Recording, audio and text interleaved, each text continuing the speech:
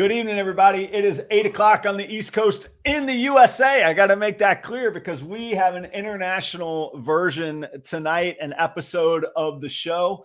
Paul from New Forest Morphs is here. If you haven't seen his content and his channel, do yourself a favor and check it out. His channel is growing rapidly. It's not maybe big yet, but once you check out his content, you'll see he's not messing around in what he does.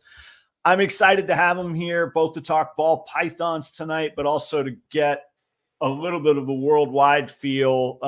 Economics are certainly different in the UK, and frankly, I don't know what snakes are like in the UK or Europe. So I'm interested to learn. Want to learn where the sources come from. And the topics tonight, we'll talk about, we'll get back to an all ball python focused show with a guest. It's been a few weeks. I've brought in some other people that focus on amphibians or other reptiles, and I've done a couple solo shows. So this is a bread and butter kind of show. I'm going to hit the music and we're going to jump right in. Stick around tonight.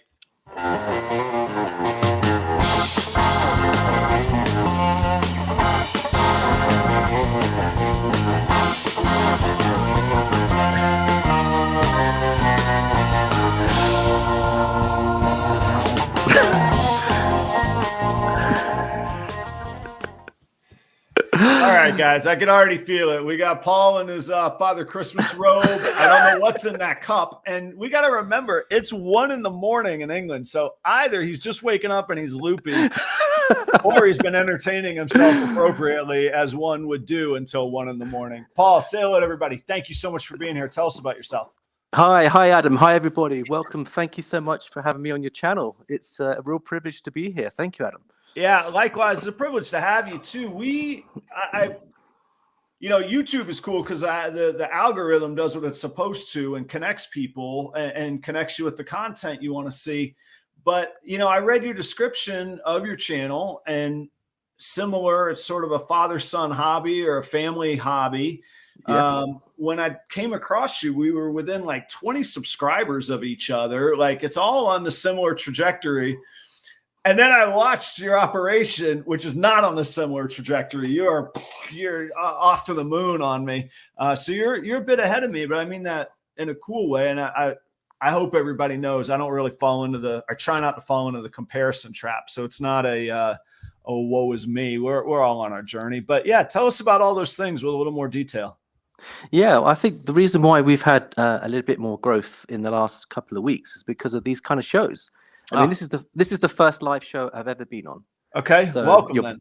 Yeah, you're breaking me in beautifully here, so thank you. And I'll tell you who's responsible for the growth is Gershon at GP Snakes. I know you're quite well connected to him. No, I'm not quite well. But I just saw, who did I see is going on his show next?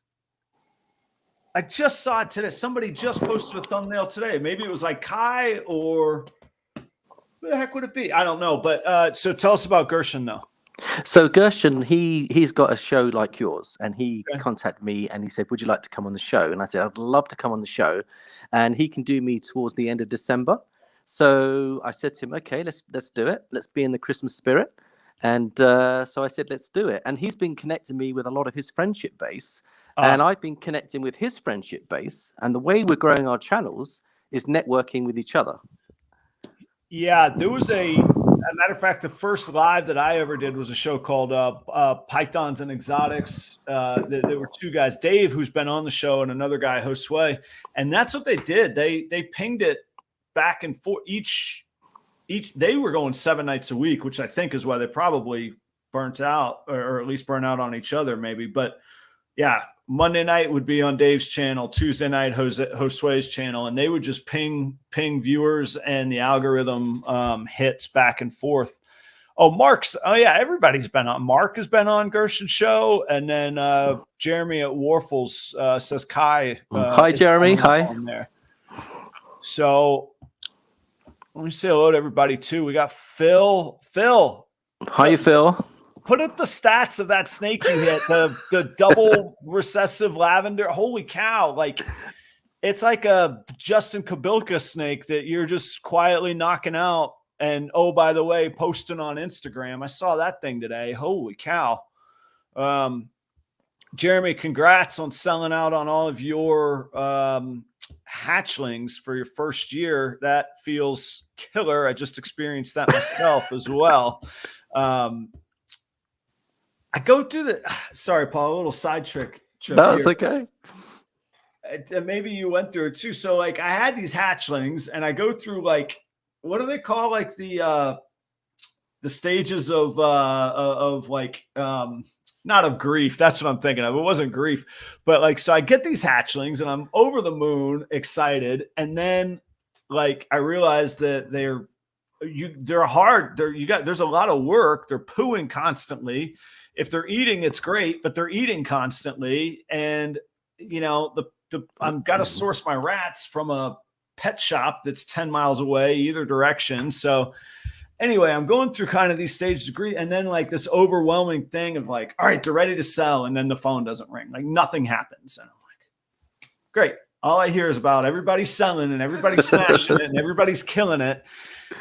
And then like 6 weeks, they're gone. And I'm like, why didn't you just take it easy on yourself, Adam? In 6 weeks, you just unloaded your whole year's worth of inventory. And all through it, you're acting like the kid waiting for the girl to go to the prom with you or something. Like, anyway, I don't know if that's what Jeremy was feeling or just what I was feeling, but that's what selling a batch of my first year was like. I don't know. It's lovely because when you sell your first snakes, it gives you confidence to move forward in the business, because the first year is always the difficult year, isn't it? You're thinking, can I sell these snakes? I'm enjoying the hobby, but can I sell some of these snakes? And we had a lovely clutch in our first year. I had a het ultra male girl called Colossus I picked her up for £100 from a guy living in Southampton. And I had a ultra male boy that was a Mojave ultra male boy. Mm-hmm. And I thought, this is my very first project. I'm going to put them together. She gave me 10 eggs in the first season. Nice. £3,000 worth of eggs. I was about to say, how many ultramales did you hit? The odds were fantastic. We hit nearly 6 out of the 10 were ultramale combos. Yeah. Oh, combos too. And Mojave in there. And we kept back the 2 girls and we've grown them on. They're going to be ready next year. But I said to my son, Jared, I said, look, this is like one clutch is going to give us like $4,000. And I'm thinking, this is crazy. This is like, I can't understand it. And I spent £100 on a girl. And I spent £400 on the boy. So £500 in one season converted to $4,000. Yeah. It's amazing. I had to sit up and think, this is incredible. It is amazing when it hits. And I'll tell you the flip side of that story is I had only 2 clutches this year. I bred 4 females and only 2 went, but I was in the middle of a move in breeding season. I think that had something to do with it. But my het pied to het pied Orange Dream, no pied, nothing. I went from thinking, I'm gonna break into the black on my second year. I'm gonna cover expenses. Nope, it'll be the 3rd year, and that's okay. That's part of the journey. Sorry to wrap up that last thing so Phil today posts, an Enchi Grail. So an Enchi clown lavender. Beautiful. Visual double recessive. Oh, gorgeous. Possible het pied from a double het to a double het. Oh my God. It's so dirty, Phil. Oh my gosh. Let me touch Phil. Where's his luck? I need some. He's not. Yeah, exactly. Is there any Irish blood in Phil at all? I need the luck of the Irish. He's the one that took all the snakes out of Ireland. He brought them all to upstate New York, and he's breeding them with great luck here. Okay. Yeah, Phil, congratulations, man. Check out if you all see it. It's Finger Snakes BP. Phil, if you want to type that, I'll post it up for everybody else to see and to check out. Very cool. Very cool snake. And Mark, hang on. I got to remember what Mark scored this week. Mark, you're going to have to put it back. No, you're not. Genetic stripe, axanthic, male and het female combo that he's just like stockpiling this like Fort Knox of future hets. And like Mark's a cool dude. He's been on the show before and he just plays like he's just getting started and goofing off and hanging out. And then he's like, oh yeah, I got this today. Okay.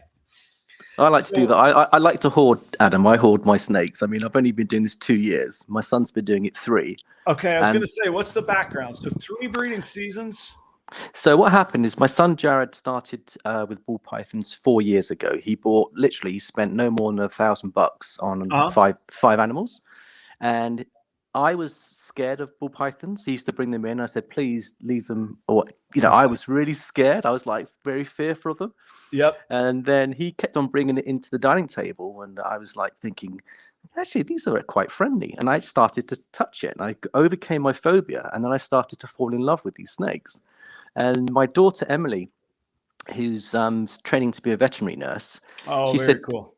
Yeah, she said to me, Dad, I want to get one of these ball pythons. And she was going through some health issues. And that's why I wanted to discuss the mental health issues that are associated with this hobby, because my daughter's been in bed for 3 years with health issues, which is affecting her physical health, affect her mental health. Yeah. So my wife and I, Mandy, just thought what we're going to do is we use animal therapy to help her. So she's got rabbits, dogs. I've got a French bulldog. We've got 2 beautiful short blue British cats. We've got rabbits, guinea pigs. And you might have seen on my latest video, I treated her for a Christmas present to a tenrec. But it's all part of healing. It's a healing process for her. And I'm sorry, what's a tenrec? A tenrec is it looks like a hedgehog, but it's not a hedgehog. Oh, cool. It's really cute. Yeah. So I took her down to one of the cities and we thought, right, let's go and find her a ball python. And we picked up a beautiful pied with a smiley face that she called Kylo, and it became her best friend. And she just is a natural with snakes. And I saw I saw the healing power of the snake in my daughter's life. It was getting her active. She was caring. She was getting out of bed. She was her mental stimulation was coming back. I was thinking, this is amazing. These snakes truly do heal us. And I believe that. There's healing properties in these snakes. There's no doubt about it. And I think it's well, first, I hope you're, we don't want to, I don't want to dig in too far on your daughter personally, but first off, I hope that she's well. And as a parent, that hits home. So I wish you well, and I wish her well. And it sounds like she is well or getting well. But I think too, just whether it's a dire consequence or a dire situation, or in my case, a child maturing, having something to care for that you get some return. And I don't mean financial. That's a nice bonus, but that's not what I'm talking about. Having something to care for, to nurture. We all feel like we want to be nurtured, but I think that there's a part of us that's less easy to recognize that wants to nurture as well. And I think as we have different personalities, we have different levels of that. I've always viewed myself as a teacher, and my career took me into a leadership role. But I always told people, because I have a degree in history and secondary education. And people said, oh, you abandoned teaching. I said, no, I have the largest classroom I could ever have. I've got 100 generally younger folks than I am that are in an industry that's notorious for poor mental health, poor behavior, poor care for your body. We work like animals at odd times that nobody else is. And I think I have something to share with them about surviving that with a family intact and all of that. So that doesn't seem like it's related to ball pythons, but to the nurturing, caring, getting that return, whether it's a child caring for one of those ball pythons or now myself in the absence of the restaurant crew that I don't lead that crew anymore. So thanks for sharing that. That's a challenging, it's got to be a tough thing to share. So I appreciate you sharing that too. No, you're more than welcome. And it's interesting because what Emily did is she's actually in a lot better space now. She's attending a veterinary college, training to be a veterinary nurse. And she's got so much drive and so much enthusiasm that the animals have helped her. She's taking medication to help her with her situation. But she is a different person altogether. She is full of energy. She's motivated. And I put the snakes down to part of that contributing her to get back on her feet. Good. Yeah. But also the other sideline that happened, Adam, is that when I was going out buying that first snake with her, I enjoyed the experience as a father and daughter daddy date. Yeah. So I thought, this is buying some time. We're sharing a hobby together that we can spend time together. And I can listen to her concerns as we're driving. Yeah. I can have the joy of going into the shop to buy the snakes. And you know what? It became addictive to the point where I spent £10,000 in my first year. I spent 10,000 on snakes. Yeah. I just couldn't get enough of them because Emily and I used to go and travel to all these top breeders. They showed us their facilities. They gave us their best snakes. They were so kind to Emily. They saw that the snakes were healing her. And I thought, this is a really beautiful community. So many lovely people out there that really not only care for animals, they care for people. And I thought, I want to be part of this. Yeah, I agree too. And I've found, maybe the algorithm weeds out the toxic comments or more than it used to. I don't know, but I literally can count. I'm over 200 videos now. I can count on one hand the number of people who've just purposefully gone out of their way to be jerks to me. And I mean, I find the opposite very, very true. And I find, it's a healthy way to block out so much else of what we're force fed. I can only imagine that Americans aren't immune to political divides. I'm sure that's a universal truth, unfortunately, or social divides or anything else. But I love that sitting here, and I think I've brought it up before, but I mean, yeah, we're talking about animals and reptiles. We're also talking about mental health, caring for each other, special time with our kids. And I forget too, I've spoken to a person in San Diego on the West Coast of the United States and a guy across the Atlantic in the same conversation. And that's pretty amazing as well. The friendships, Adam, are so special. I mean, I've got a lot of friends in America because of my religious beliefs. We had some missionaries visit my family about 45 years ago. They were from Utah. They're from Utah. These Mormon missionaries came Mormon missionaries came knocking on our door, and my mum and dad opened the door to these missionaries. And we were Catholics at the time, and we thought, oh, these are nice young men. Let's convert them to Catholicism. Yeah. Okay.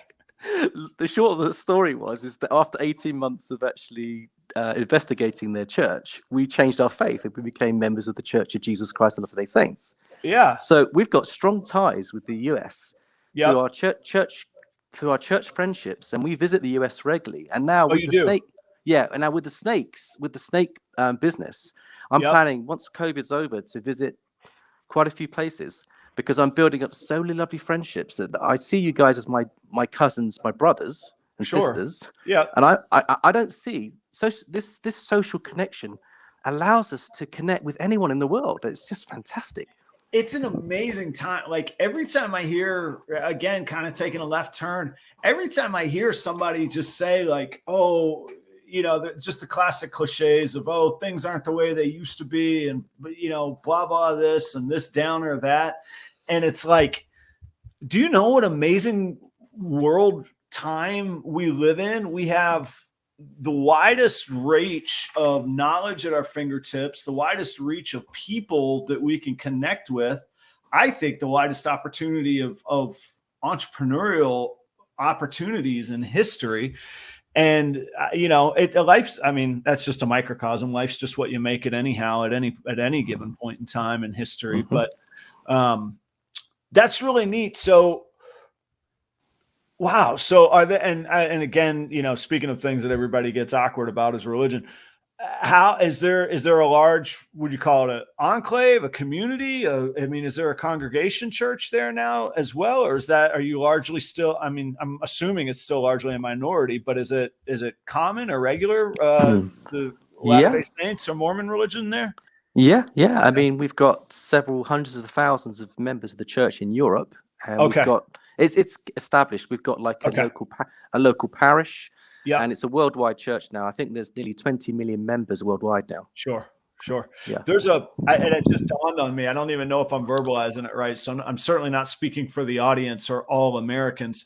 There's this, rightly so, this deep-rooted Americanism that we assume everything came here from other places. It's sort of a foreign thing for us to go other place. We're the new world. We not other place, That was a strange, I'm not verbalizing it exactly right, but from an historian standpoint, I was like, that's neat.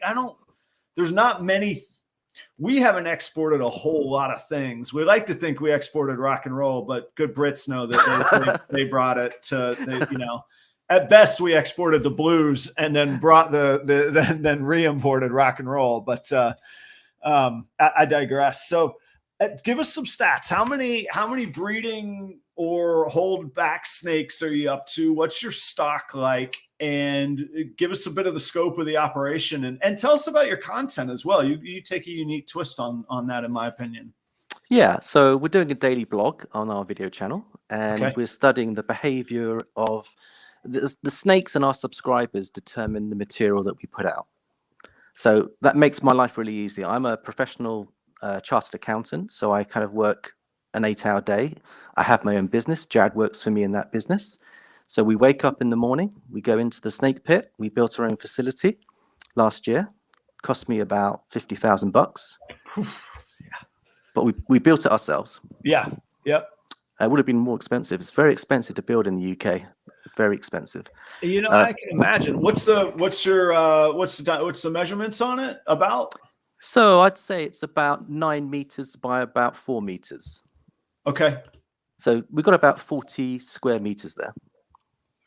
Yeah, 30 by 12. Yeah. It'll take 300 adult snakes comfortably. Yeah, I mean, I'm in a garage that's 20 by 20. That's just about the same square foot. I'm talking feet instead of meters. But my micro temperature control room is only 8 by 10 feet.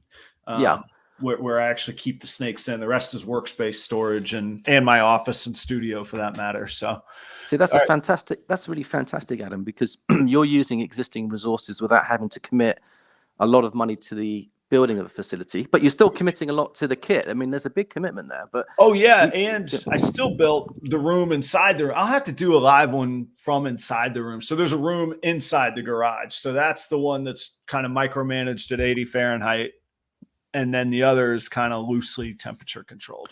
Yeah, I wish I could have been in there tonight, but the connectivity in the snake pit's not as good as the house. Yeah. So I thought just to get the connectivity running, and I want to say a quick hello to Last Crusader, if I may, because please do. He's just literally come onto our channel, and he's been inspiring us with some wonderful connections, particularly on the behavioral aspects of snake keeping, which I'm very interested in. It's the behavior of the snakes. I'm trying to learn the psychology of the snake. I think it's really important. I think as breeders, we have a responsibility to understand their welfare, not just physical, but their mental welfare as well.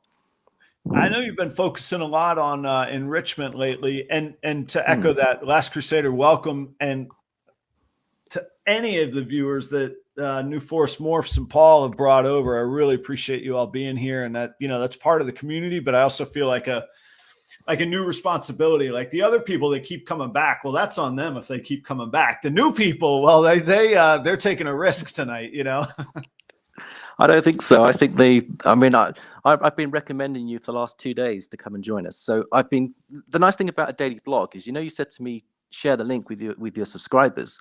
I have done that, but I've actually personally invited them on a daily blog to say, look, we're doing this live. Come and join us if you're in the US and if you're in the UK and you're doing a really late shift. I'm not expecting anyone from the UK, but I'm so pleased that some of our subscribers in the US are joining you, because I do respect you very highly, Adam, because you and I are on a very similar journey. We're similar with business backgrounds. We're similar at the similar stage of our snake development in terms of our collection. And I was drawn to you as a magnet because we've got so much in common. And I think the way you present yourself, honestly, you are so good. You're so professional, very clear diction, the love that you show people. I just think you're brilliant. And I think, you're going to go places. I promise you, I'm going to tell you now that your business, your snake business, is going to go places, and it won't be too long before it's going to go serious places. I promise you. Thank you so much. I take it seriously. And I love the quote. And I think Billy has said it, but I mean, it applies to anything. If you treat it like a hobby, it'll be a hobby. If you treat it like a business, it'll be a business. And that's without judgment. Either one of those is okay, or anywhere on that spectrum. But where you commit to it is probably what you'll see through the most. And so I've always sort of been I may as well dream big and anticipate greatness. And if that doesn't come, okay, no, I'll figure something else out, but so that's kind of my outlook on it. And that's very kind of you to say. And it's a little bit humbling because these shows have a bit of a persona. You probably noticed when we were talking offline, I probably had a little bit of a different persona versus like, all right, we're going live. Yeah, it's like, okay, Adam's cutting promos now. Anyhow, behind that facade, I'm very appreciative. And anyhow, I try and be humble and full of gratitude for sure on that.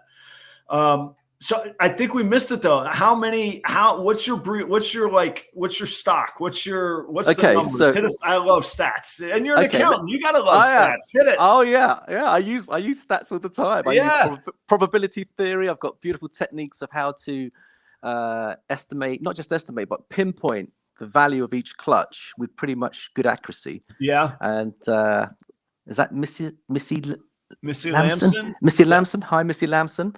So we've got 160 animals in our facility. Okay.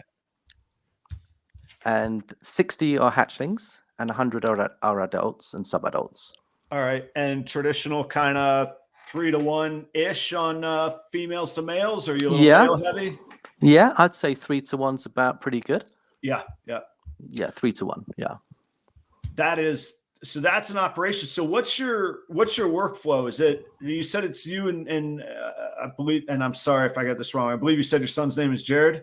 Jared, that's right. Okay. Yeah. So it's you, Jared, and is your daughter still at home? Does she still help out, or is this primarily you and Jared? She helps out on the weekends. She's focused on her veterinary nursery. She goes to college every day. And then she kind of joins me, and my wife Mandy comes in, and my son Adam comes in occasionally.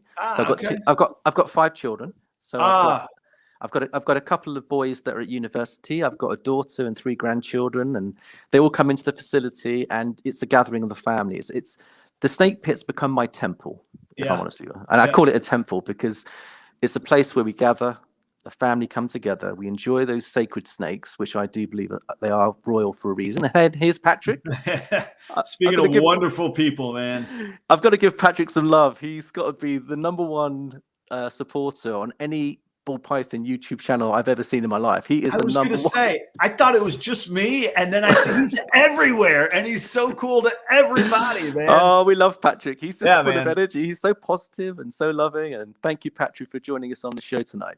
Patrick, I haven't forgotten. I am going to get you a snake one of these days. I think you've probably gotten me more subscribers and business. Well, I was going to suggest something, Adam, which I didn't kind of explain earlier, but I'd like, if possible, I'd like to at the end of the show, I've got $100 that I'd like to donate to charity, and I'd like, if possible, either yourself or myself, to spin the wheel amongst all our guests that they can choose the charity that we can maybe send some money for Christmas to.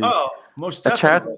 A charity of one of your subscribers or one of my subscribers' choices, whoever's here. Maybe we can do a random spin or something, and we can send that money to the charity of their choosing. I'd like to do that. I think it'd be fantastic, and I'll match it with you. Let's do it together. Okay. We'll double it. All right. Yeah, let's do it. Okay. All right. Very good. I'm in. Okay. And I'll save the cheesy stories, but I'm in is what I'm going to say on that. You don't have to save the cheesy stories. You can. So just things happen. We could. It's about ball python. So, but we could call it religious. We could call it the force. We could call it karma. Who knows? So my Christmas tree, I'm having a father-son evening because my wife is out enjoying one of her friends and being, a grown-up and enjoying life because our son is finally old enough not to need a parent 24/7 all the time. So I'm home with my son and I'm like, all right, we're going to have a guy's night. Come here. I'm going to teach you to cook. You're going to learn how to cook a pork tonight, and you're going to learn how to put a crust on the outside of it, and you got to cook it through and blah, blah, blah. So we're having this great night, and it's just me and my son. And so then I'm on a real roll because he's eating all of his vegetables. He's raving about the pork, and he's actually talking about fats and acids and the relationship on a dish. So I'm like, man, I'm really winning. So I said, hey, get in here. One of the other responsibilities, you got to be honorable. You got to clean up. And so if you're going to make a delicious, amazing food in a kitchen and show your love through the food, you got to respectfully clean up your workspace. So we start cleaning up. And what happens in slow motion, we're through like the serving window in the kitchen. I can see the dining room or the living room, excuse me. And like, there goes the Christmas tree. we're not within 20 feet of this Christmas tree. And there goes the Christmas tree. And what does it hit on its way down? It hits our TV, which it knocks off the podium. So the TV smashes, some old heirloom ornaments smash. Charlie reverts back to being the 9-year-old that he is and that he's allowed to be because he's 9. He's terrified. He starts bawling, and I'm reassuring him that it's fine. He's like, it's not fine. We just made this beautiful tree in our home for mommy. And then, so anyway, I bought a new TV today. I'm fortunate in life that I just got a TV. I didn't wait. I just went and got a TV. So I think, and I told you it was a sappy story and I'm rambling on now. I left the restaurant industry, or the specific restaurant that I'd been working in and the club that I've been working in. And I haven't gone back. I'm working on some consulting situations and then pursuing music and snakes, and that's going well. Well, out of the blue, the company reached out to me and said, you were only here a partial year, but it was a great year, and you're such a huge part of what we do. We just put your Christmas bonus in the mail. Oh, so like, all right, smash the TV. Got to go get a TV, reassure my son, and here, this comes out of nowhere, and then you present a fantastic idea that I would love to be a part of. So the answer is, I know exactly the funds that will contribute to the charity. So yes, we're going to do that is what I was thank you, Adam. Yeah, that's a lovely absolutely. story. But let me just say something. You've handled that so well as a dad. Because it was done. It wasn't like I could go catch the tree. The TV's smashed and the tree's done. No, you handled it really well, because in those moments, it's so easy to destroy a relationship. Oh yeah, or say something off the cuff, make something more important than it is. Yeah. I remember once when we were driving back from a holiday, we were really tired, and my wife had a separate car to myself, and she was in there with the babies, and she wrote off my car by falling asleep at the wheel on 70 miles an hour on a motorway. Oof. And I was parked in the service garage. My wife turned up, and the car was almost written off, but she was fine, and the children were fine. And she was more worried about the car. And I said, darling, you're alive. Yeah. Now, what we're trying to say here is, I know we're talking snakes really, but you're bringing the Christmas spirit into this, aren't you? Right. I can feel it, and it's really great. It's really great. Yeah. Oh. Anyway, trying to. Yeah. I do make an effort to do my best, and I do make an effort to walk whatever walk I preach or claim to believe in, and I think that's very, very important. So. The greatest interpretation of the Bible was my mother. In other words, the way she loved me.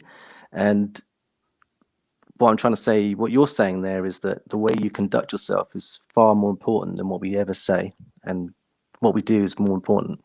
Yeah, there's I'll say yes, and actually we'll talk more on that. I would like to actually, but I agree. I think there's a quote somewhere that basically says, open your mouth if you need to, but you really shouldn't need to. You walk the walk kind of thing, So, yeah, absolutely.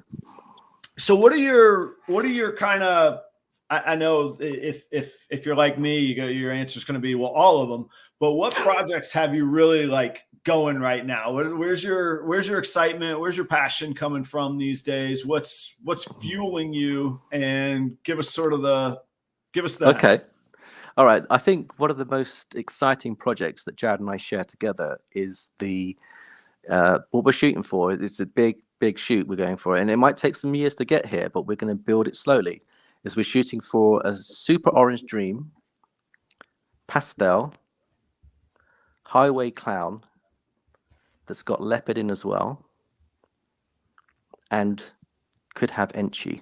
Now that's a lot of genes in there, but we think that no one's ever hit that. I think we did see someone hit one last week close to it. It was a highway leopard clown that looked gorgeous, but imagine Orange Dream, super Orange Dream in that as well. So we've got a girl that's got Orange Dream. She's got a beautiful pastel leopard in her, and she's 100% het for clown, and she's almost up to breedable size. And we've got another boy who is I think he's a gravel 100% het clown that we're going to put to her.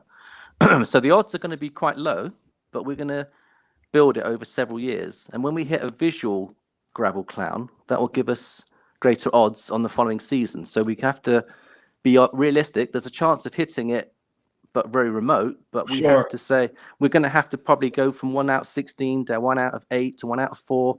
Yeah, you just got to keep playing the odds and know that every year, if you don't hit your target, the following year you're going to probably stand a better chance of hitting it. And that's what we're going for. Long-term projects. So that's one that I think we're super. On the female, I know you said the male had gravel. Which of the highway does the female have, or does she not? Oh, sorry, she has yellow belly. I do apologize. She's got the yellow belly. Okay. She's got the yellow belly. She's got it. Gotcha. And I've looked at. They're both het clown. Those two are both het clown, but what we've done is the gravel boy's been locking up to Mango, who is a lesser pastel clown, and she's got the chance of producing us a visual clown boy that is gravel. Now, if we can produce one of those 1 year, if we get that in 1 year, there's a good chance they've locked 3 times, 3 out of 3. And we've got some techniques that we can help our subscribers to get better locks, because we use the rhythm of the room to get more locks. Have you ever heard of the rhythm of the room? No, I'm interested in that. Okay. So I've got a fantastic mentor. I know we're talking about mentors later, about the importance of having a mentor. I've got a fantastic mentor. In fact, I've got about 6. And they each have specialists in different areas. One will be a behaviorist. One will be a scientist. One will be a marketeer. One will be. So I've got different mentors for different elements of the hobby. Okay, so I don't have one. I have several, and we work together. And the idea here is that by what was your original question? Sorry, I was just. The rhythm of the room you talked about. The rhythm of the room. So I've got a scientific mentor called Rob at Royal Bulls. Now, he's been doing this for 10 years, and he's renowned. He's called Professor Bulls. Okay. And if you ever check out his channel, he does a breeding series, and he teaches us the rhythm of the room. And the rhythm of the room is, instead of, you pair everything up together. So in other words, you wait for all the right weather to be, the high humidity, the high precipitation. You make sure you don't just rush in. The mistake we make is we try to get into clockwork routine of thinking like we're going to put our boys in and out on a weekly or bi-weekly basis, whatever. That's a big mistake. I mean, in my book, I think the key is to pick your moment carefully, and that's why I say I use the force. I use the force to help me as well. Now, okay, which is the sixth sense. It's a sixth sense, but I use sixth sense here. Yeah, it's a sixth sense, which I can talk about that, but I use the force to help me make that decision. And so I check the weather, I check the forecast, I look at the condition of the animals, I try to make sure that everything's lining up before I pair. So if we put our snakes in at the wrong time, we could have reduced the locks could be reduced dramatically. But if we get it right, you can get as high as 90% locks. So how far do you take that? Say, like, how long will you go that the conditions aren't perfect, which we know may or may not ever happen, but I don't think you would advocate not pairing at all. So where's the sort of the standard deviation that you'll live with? Yeah, you're not going to get it absolutely perfect. So you have to choose the right moment where most of everything is lining up. So not everything will line up all the time, but as long as you've got 7 or 8 parameters lining up, it's good enough to go. Sure. And so what we do is we actually put together as many as 10 breeding couples in one session. And that creates a rhythm in the room. In other words, the hormones that are building. So you make sure you have at least one very strong male that is going to give you a guaranteed lock that will kickstart the whole of the rhythm. You've got to have one dead certain male that's going to do the business. That's the key to this. Yeah. because you want the hormones to be kicking off. As soon as he starts kicking off those hormones, it will trigger a reaction, and the competitive nature of the boys will smell that, and they'll want to think to themselves, sure. And the girls also speak to each other. The pheromones that are giving off, you walk into your facility. Oh yeah, honestly, you can smell it a mile away. But absolutely. And it's great. That's what you're looking for. If you create the hormones of the room, the snakes will all line up, and they'll all, one by one, they'll eventually lock. Yeah. Which is, I've never seen it. I've never seen such success. When I moved across this method, I was going from, say, 40 or 50% locks to as high as 90. So by getting this right. Were you not pairing at the same time before? Did you have each on their own kind of schedule versus kind of a group schedule? Yeah. So my obviously, when you're learning, you're kind of, you're doing lots of experiments. You're learning. Yeah. You're changing things around. But yeah. So we found that when you do a mass pairing with the right conditions, we're getting much more high percentage locks. And I think, we're not going to reinvent the wheel. If it's working for us, we just keep with that method. I mean, there's always flexibility. You've got to kind of look at your condition, and you might want to use one male twice a month. We don't try and overstretch our males. It's a big mistake to overstretch your males. People use their males perhaps too often, in my opinion. And I think the danger there is you get a weak sperm count. So they're firing blanks or they're firing weak sperm, which can lead to slugs, and it can lead to problems with the development of the embryo. Yeah. So I try to make sure that where possible, I'd like to have one male per month going into a female, where possible. Yeah. So I know that when that lock happens, that male is going to be supercharged. He's not going to have weak sperm count. He's going to have super strong, and make sure they're well fed, they're low stress levels. The stress on those animals, people don't realize how much stress you put them under when you put them together. And I like to get all my animals low stress before I pair, low stress. Yeah. And let me play devil's advocate, because I don't think this was your intention whatsoever, but there's other people that I do think it's their intention sometimes. I guarantee there's somebody in the audience going, I don't have enough males to only pair one a month. And gee, it must be nice when you got 160, but I'm just a little dude. And I think starting out, and I still believe this because I still feel that I'm starting out, I think we have to take calculated risks and hopefully not do it at the expense of the animals. So I don't mean to encourage overbreeding, but for example, do they have Craigslist in England? You must be familiar. Yeah, we have something similar, but it's not called Craigslist. Okay, all right. I know Americans, rightly so, are perceived as like, oh, they think the whole world revolves around them. I don't know if you got Craigslist or not. I assume it's everywhere, and I'm like, maybe not. I don't know. So I still keep an eye on Craigslist animals, and I catch a lot of grief for it. Like, oh, that's the dumbest thing ever. Well, I'm taking a calculated risk. I'm trying to meet, and you actually made a great comment about it on the video the other day of, I try and meet the people. I try and get to know what they're about. I talk to them ahead of time. If they don't want to talk to me, then I'm not going to buy from them. But that's different than somebody else who's going to go, I'll never buy from anybody on Craigslist. I just got one of my dream snakes that happens to come from Kai, who just popped up here at Lucas Land and Royals. So it's a really crazy small world. So my point in saying that is I want to say to the audience, you still got to go on your own path the best way that you can. And maybe this is the year that you can reach those goals. But it's great to think about. And just like I'm sitting here talking about, oh yeah, like nothing. I just built another room in my garage. I'm sure somebody's going, yeah, that must be nice. A, I don't have a garage. B, I don't have a grand or two to go out and buy a truckload of lumber. And I don't have a truck to go bring it home in. So I always have to remind myself we're on our own journeys, Yeah, it's a really great point you mentioned there. Just to let you know, when I started off my first year, I had 10 clutches in my bedroom. Okay, in my bedroom. Talk about the way it smells. Oh, my wife, we got to a point, she was like, you can have all the snakes. They're great. They're done in the house, though. Like, okay.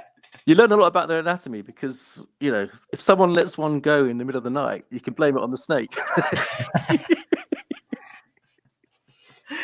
Yeah. But no, it was got to the point where it was getting just too much. And that's why I said to my wife, look, we're going to build the collection. Let's build a facility. And she was so relieved because it was taking over the house. And I thought, that there comes a time where you can get away with a small collection in your house, but there comes a time where you've got to find somewhere because it will grow very rapidly. And we've gone from like 5 snakes to 160 in 3 years. Right. And that's going some. And that's, remember, we're selling a lot of snakes as well. I mean, that's the ones we're holding on to. Yeah, you're moving them through on that. Yeah. So tell us about, and I don't know if you've got enough of a feel to make it a comparative thing, but tell us about the hobby in England and Europe. I mean, I get it sounds prevalent. You have quite a community that you've talked about that you're a part of in person, not just on YouTube. But do you have a sense of differences between the American and European or English ball python hobbies, or do you have a sense of that, or what are your thoughts on that? Yeah, I think we're probably about 6 or 7 years behind the US market. Oh, really? So in what ways? I hadn't thought about that. You guys are way ahead in terms of population, demand, numbers. There's a shortage of snakes in the US. That's why you're selling them so well, because there's a massive shortage of snakes. And of course, COVID has actually led to a 30% growth in the market. It's unreal, explosive. Yeah. If there's ever a time to launch a business, a ball python business, you've hit it just about perfect, because there's an upward trend. We're just scratching the surface. This is going to go absolutely ballistic. And you'll look back at them in 10 years' time. You'll look back and say, "Thank goodness I got in 10 years ago," because you're going to be hitting a curve. We haven't seen anything yet. The curve is going to go. I promise you. Of demand or of new sort of discoveries, or say, I've got to think, just statistically, like we've discovered all these morphs just kind of bumbling around, just hobby, and I include myself in that, right? Yeah. There's still no scientific DNA, what's the right word? Mapping, diagramming. I mean, if we attacked that the way that we study other animals and other species, I can't imagine what's out there that we haven't discovered yet. And there's a ton out there right now. Yeah. So every year we're seeing more and more morphs come on the market, more and more genes come on the market. Yeah. So my analysis, I love my maths and I love my numbers. Yeah. There is an infinite number of genes yet to be discovered. I think there has to. I literally think that's true. Yes. Infinite. I'm not saying 100 or 200. Yeah. This is a never-ending journey that's never going to end. Okay. And if you take with 250 to 300 genes, I've worked out using my maths. Do you know how many combinations we can make with 300 genes? Have a guess the number of possible combinations are out there for us. All right. Well, I'll give my simpleton frame of reference. Every year in America, there's a 64-team basketball tournament, the NCAA tournament, and America stops the way the rest of the world stops for the World Cup. And there's been studies of how productivity goes down, and those 2 weeks cost the American economy X billions of dollars. So I know with 64 teams, there's well over 1 million possible outcomes of who could win. We all fill out our brackets, right? So so that's with 64 known combinations. We're not talking 1 to 2, 1 to 3, 1 to 4 through 64. That's just with a finite 1 plays 16, 2 plays 15, So I mean that's if we did it the way you're talking about, that's an exponential to the factor of 4. That's with only 64. If you do it with 250, it's got to be in the billions, right? I don't know how much it is. What is it? 1.4 trillion.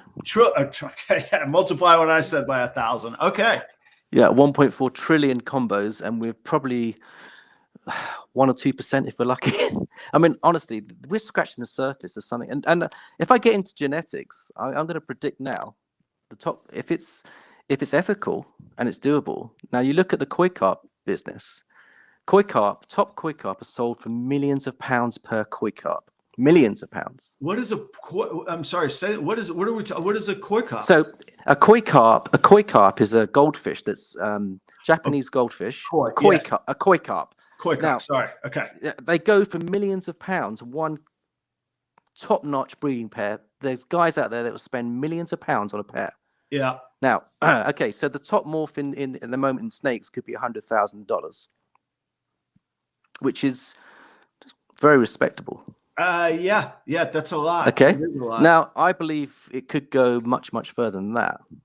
Because if what they do in the koi carp, now again, it's all dependent on your ethics on this and how you feel about this.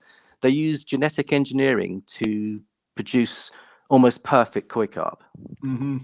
Now, I don't know of anyone in the hobby that's got into genetic engineering on ball pythons, but if they do, and it's legal, I promise you, you're looking at the perfect specimens. I think, to be honest with you, I like the artistic side of what we're doing, and I don't necessarily want to go genetic engineering, but if you want to, for example, get a perfect spider, and we can work out a way of taking out that neurological problem with the wobble. Right. For me, spider is my favorite gene. Yeah. If it wasn't for the wobble, honestly, we'd all be throwing more combos into that and producing even more beautiful snakes.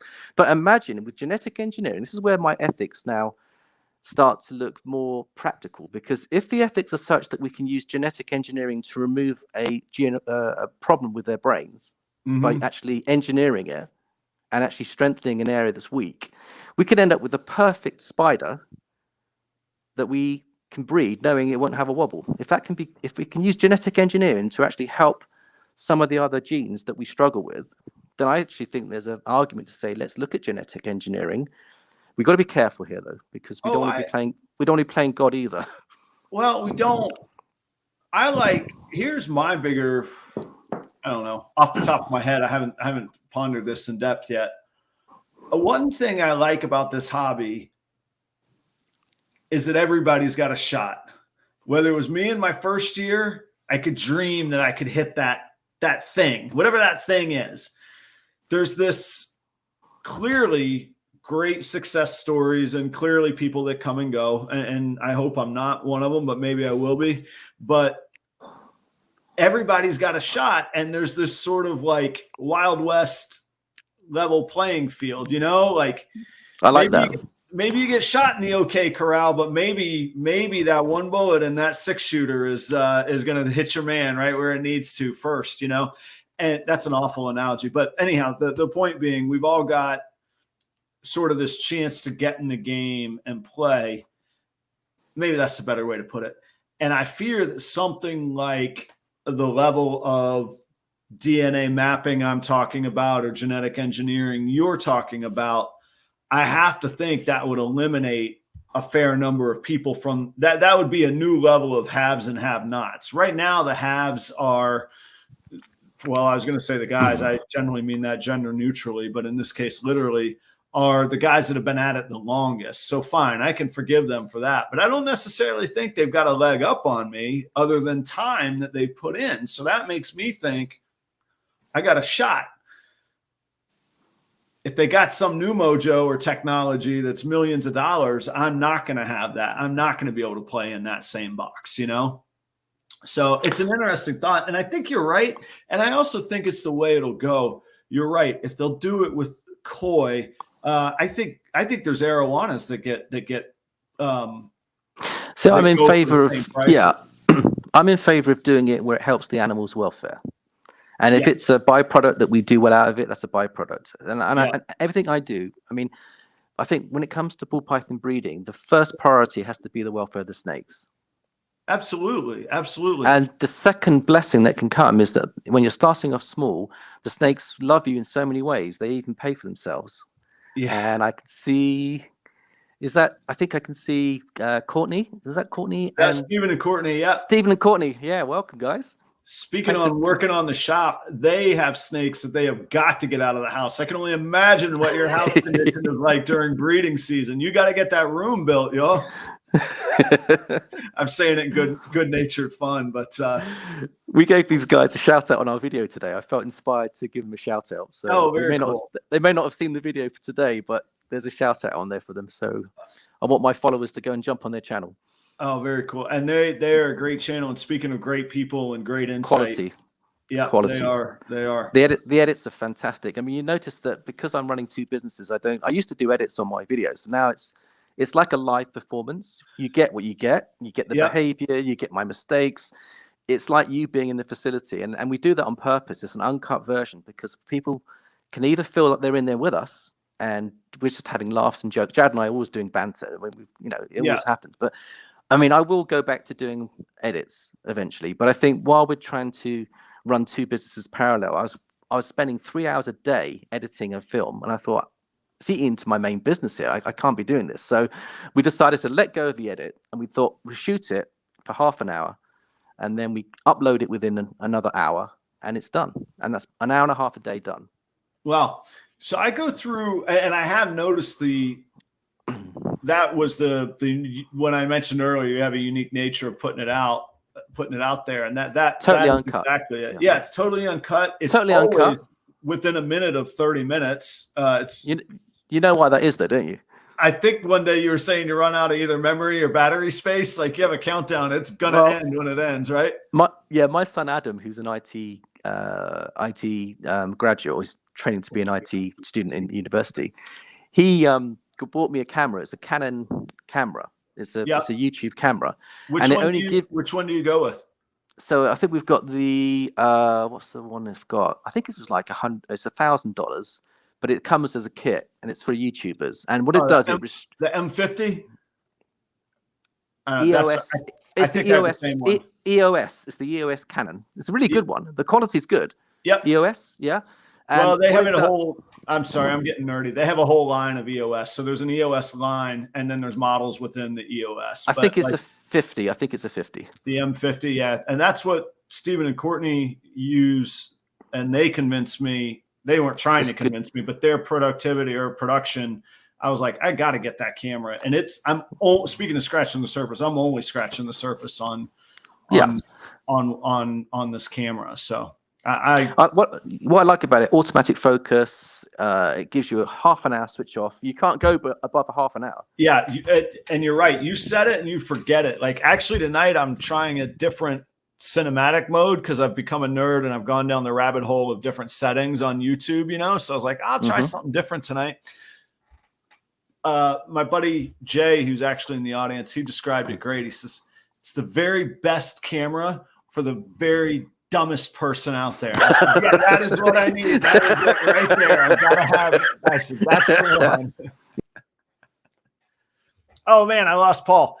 We're gonna get Paul back on. Don't go too far away, everybody. While we're here, I got to say hello to a few people I haven't seen in the audience before. It's great to have you all, especially if you came my way from Paul sending you this way.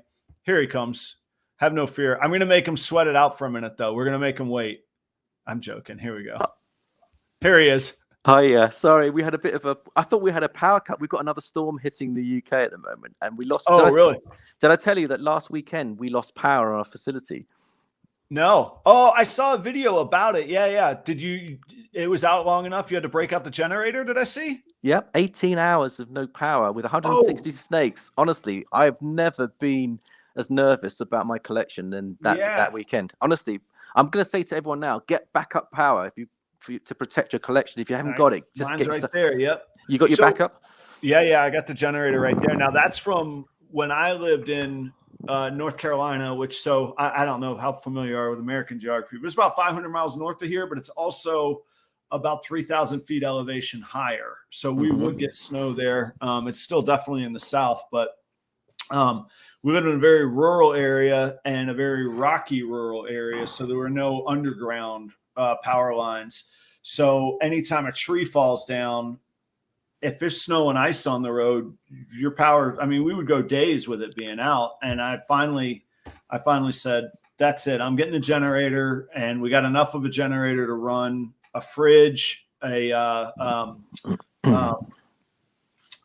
TV and internet. At least we can keep internet going in that outage. Now that house had natural gas, so we always had heat. We didn't need electricity for the gas. The heat. We could power our stove with it, and then keep the snakes warm in the room as well. We struggled because I bought. It's my own fault. A year ago, do you remember when in Texas they had that really severe weather and a lot of people lost their collections? Yes, I do. Very clearly, matter of fact. Yeah. Was No, it 2 years now? 2 seasons or 3 seasons now, maybe? I think it was just 1 year, 1 year Oh, ago. really? 1 year ago. Okay. Because I bought the generator after that news. I decided to get a generator because I was exposed. And I only spent about $300 on this generator thinking, oh, that's fine. That's a backup one. It's only to cost $300. Yeah. It wasn't up to the job. And Jared and I had temperatures dropping down to 71 2 weekends ago. Which is fine. They can bounce back. They can make it through that. But Jeremy does say this last weekend. What is the climate there? So I did do a little bit of, actually, let me take a stab. I did do a little bit of research. So you're near where Southampton is the big town or city nearby? Yeah. And do you follow the football clubs at all or not? Yeah, I'm a Spurs supporter. Jared's a Liverpool supporter. So you got a rough season this year, right?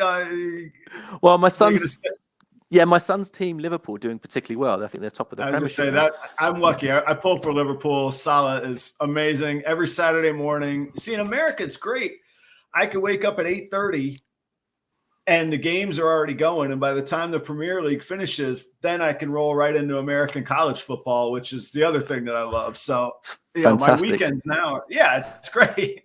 It's fantastic. You got as much sport as you like nowadays. It is, yeah. They're well, and I'm still getting used to not working weekends because from the restaurants, I haven't had weekends off consistently in 25 years. So it's like, no wonder I was going to ask Adam. I was going to ask you about that because that's a really good move that you made, I think, because I've been 30 years in the business of accountancy, and there's a limit to how long you want to be in a particular business, I think. And I think there comes a time where consultation, Jared's going to be the future of my other company. He's going to take over and I'm going to retire. So one of the reasons we built the Ball Python business is I want a fun hobby business that I can build and stretch my business acumen into something different. We want a challenge. We want something different. I mean, 30 years in the same game I don't know. You just need a fresh perspective. I'm thinking you and I are on a similar wavelength here. You're restructuring your life because you're seeing a new opportunity. You've got that drive and passion as an entrepreneur. And I think you're going to be successful. I'm pretty certain you're going to be successful, whatever you put your hand to, because of your attitude and the way you work hard, the way you communicate. I know you're going to go, whatever you put your hand to, you'll be successful, Adam. Thank you. And Jay and I have worked together. We've known each other over 10 years, worked together a solid 8 or 9 of those. Jay gets it. He owns his own restaurant now. And anyhow, I thank you for the kind words. It was, I don't know. I got to a point, and again, sort of from a lucky, appreciative, not lucky. I don't think luck has a lot to do with it, but I think I was lucky in that good people always looked out for me, but in an appreciative way. I'm 41, but I kind of feel like I'm like middle-aged old. And I just woke, I was like, you feel that way because you've done nothing but work for 41 years. And like, the house is good. The bank account is good. My son is 9, another 9 years. He's out of the house. He's the only son I have. Mm-hmm. And honestly, even if I screw it all up in 9 years, I'll be 50 and I'll have another 15 years to go do it again if I need to go pull it on the bootstraps, So I'm not quite that willy-nilly. And I people will probably laugh that I am not loose with money, and I probably overanalyze far more than I need to. So it's not me just going, well, let's just see what happens for a decade. And if I have to go back to work, I will. That's not what I mean at all. And I do still work, man. And I work more than ever now because I have the day job. I'm pursuing the music, which is a blast. That's great. Anybody in Florida, I'll be traveling this Thursday. I'm in Punta Gorda, and Friday night I'm in Daytona, and then back in Jacksonville for the weekend music. So are you in a band, Adam, or what are you doing? What's your musical business? There is, you'll get a kick out of this. There's an Irish band that I play in, a guy from Belfast, and I play in his band in pubs here. And that kind of got me started. And I've been in his band for 15 years. And when I'm not playing with him, or when I moved to North Carolina, 500 miles away from the band, I started doing solo shows, and now I do a duo or solo if I need to. if somebody's sick or ill these days, the show will go on. I'll still do it by myself. But so I play those, and as well as ball pythons went in 2021, the music went better on the bottom line. So I'm enjoying that. There's really nothing I'm burnt out on, right? The consulting is new because I used to be the boss, so I could demand stuff, like they could quit, but other than quitting, I could tell them what for, whereas the consulting, like, I got to give you my best advice, and I can tell you what I believe from an expert standpoint is going to happen and unravel. But it's your call. It's your money. It's your business. It's your livelihood. And I can only tell you what I firmly believe. So that's new to me. But it's great because, I clock out from that and I go rehearse, and then I go work on the snakes, and I work on YouTube. And your life is rich, Adam, and I love it because you and I are very similar. You have a rich life. It is, and that I appreciate, and I do, and I love that it is rich. That's a great way to put it. And you nailed it earlier. Sorry to tie it all back in. You start to see that things that you didn't think had anything in common, whether it be accounting or restaurants, the overlap from the business acumen of just doing something for decades, you start to learn orders, processes, habits that are good, standards that you won't let down. And that is universal, whether it's ball pythons or anything else, I suspect, but certainly ball pythons or music. I mean, the same stuff has to apply to those. So I do see it. I do see it that way, Yeah, I was going to say, Adam, I think that hard work is 50% of success in everything we do. At minimum, yeah. And in the ball python business, I do think that hard work is, people don't realize, I think, coming in, how much hard work we put in. 2 hours of cleaning a day is quite typical for us. I was going to ask, walk us through your workflow, because I'll tell you, at the most, I've had 40 snakes, and I sold off the hatchlings. So, I'm down to 26 or so now. Thursday's 26 kick my butt. That's why I was asking how many kids you got working with you. I mean, that's a little bit of a rude way to put it, but man, talk us through this workflow. So Jared and I get into the snake pit. If I'm up early, I could be in there at 7 or 8 o'clock. If I'm really motivated and I want to go and see how everything's doing, I'm in there early, which doesn't eat into my other business. Jared would come in about 9 and we'd spend an hour each together. We'd be out of there by about 11. So we'd do an hour and a half cleaning, half an hour shoot the film. I would then upload it, get on with my clients, get my emails, keep the accountancy business going, come back and check the snakes, spot clean later, just make sure the humidity's right. Those snakes get a lot of love and attention in the morning, and we make sure they're not living in their dirt for the whole day. The key is to clean early and then spot clean in the afternoon, so they're not sleeping in their own rubbish, because we just want to have really good standards, and we put a lot of time into that, and we're being rewarded because the snakes are really doing so well. Really doing well.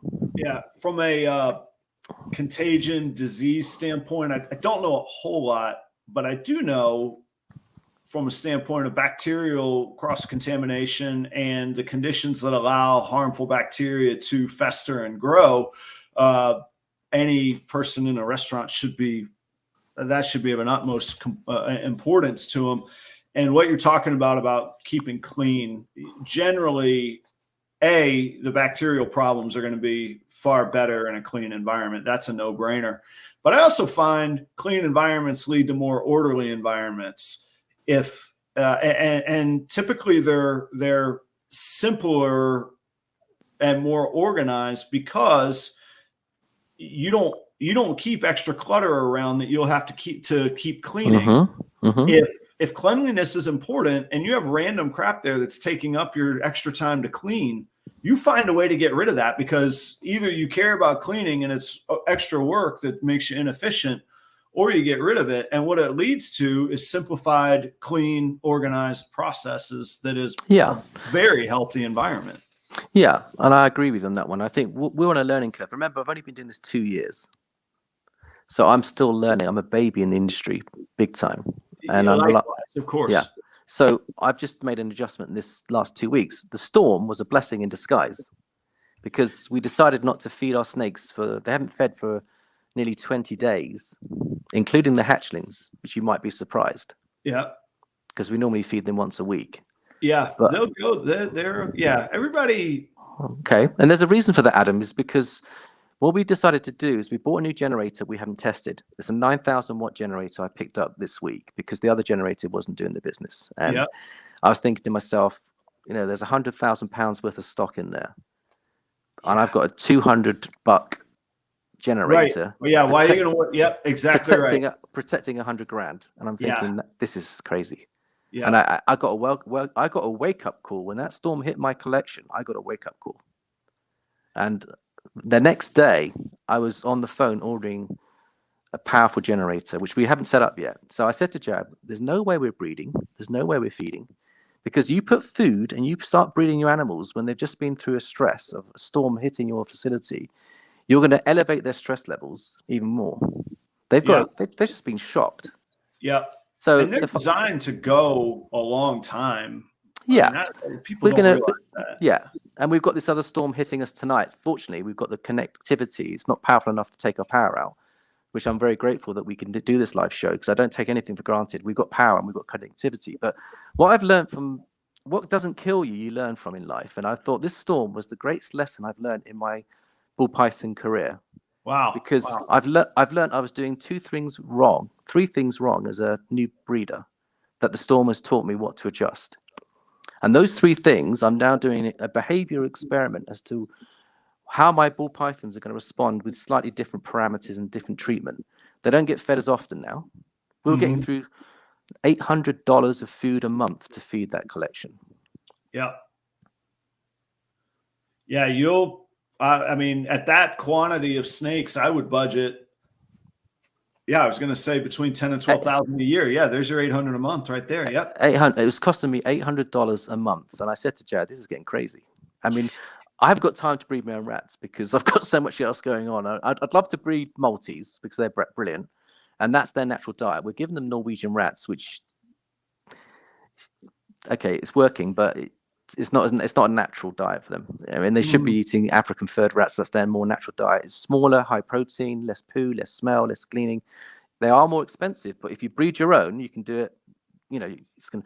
So anyway, what I've done is I've made 3 adjustments in the last 2 weeks. Number one, I've allowed all my snakes to have a clear out. Yeah. And it's even to this day, 18 days after eating, they're still pooing. They're still, yep, exactly. Yeah. So that teaches us a principle here. It teaches us these snakes have got a lot in reserve, and they're not empty when we think they're empty. No.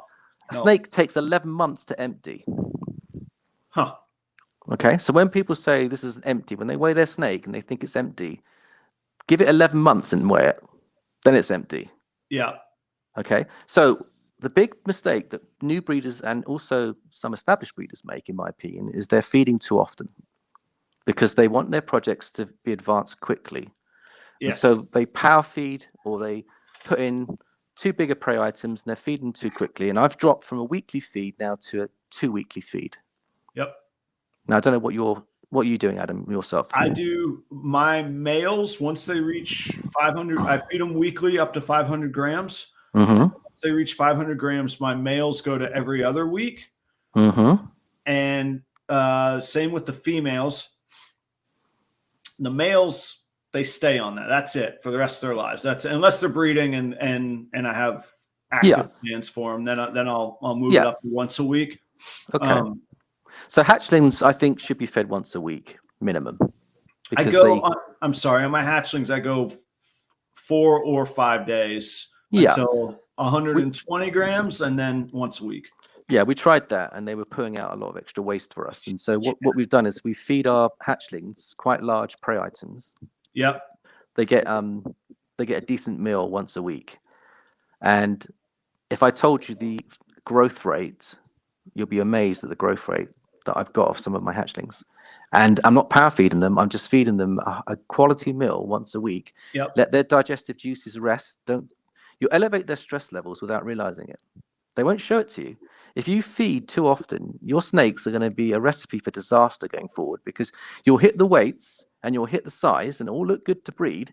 And then when they breed, the stress levels go up again and they'll end up catching RI, and they're going to be written off for 6 months under treatment if you're not careful. Because the stress levels will just bring down their immune system. If there's any degree of bacteria anywhere, They'll find it. Yep. And you'll end up with a collection that will grow RIs, and you could write off a lot of your stock, and you'll just bring your business to halt. So take a much more cautious and careful approach is my recommendation, because these snakes, I reckon they'll do quite nicely. Now, the girls, we will feed when they get to the point where they want to pound to build follicles. We'll give them extra food. I was going to say that's the time to do it, but you don't do it after power feeding them for 6 months to get them up to size, because they're going into the breeding rotation stressed to the helm, and you don't even realize it. And then you breed with them, and their stress levels go right through the roof. Well, and I found that they rebuild fairly quickly. After this year, after my girls laid, I got them back on small rats every other week, and then early part of October, I got them back up to mediums. Yeah.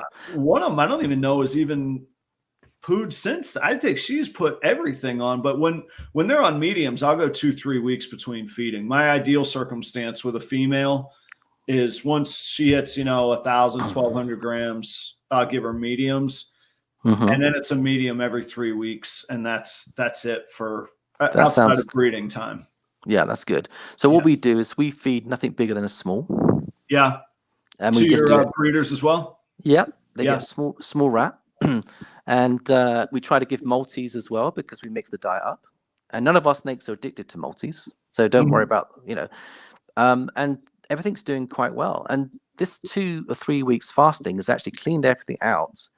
And next week, as long as we've got our generator working, we're going to obviously feed them this week, but we're going to then breed with them when everything lines up. We're going to start the breeding process again. But everything has rested for a good 3 weeks, and we brought every stress level down, so that when the girls are ready to pound to build follicles, their stress levels are really low at the moment. So when they pound, their stress levels will rise a little bit, and they'll rise again through breeding, and they'll rise again as they are giving so much of their energy to build that clutch.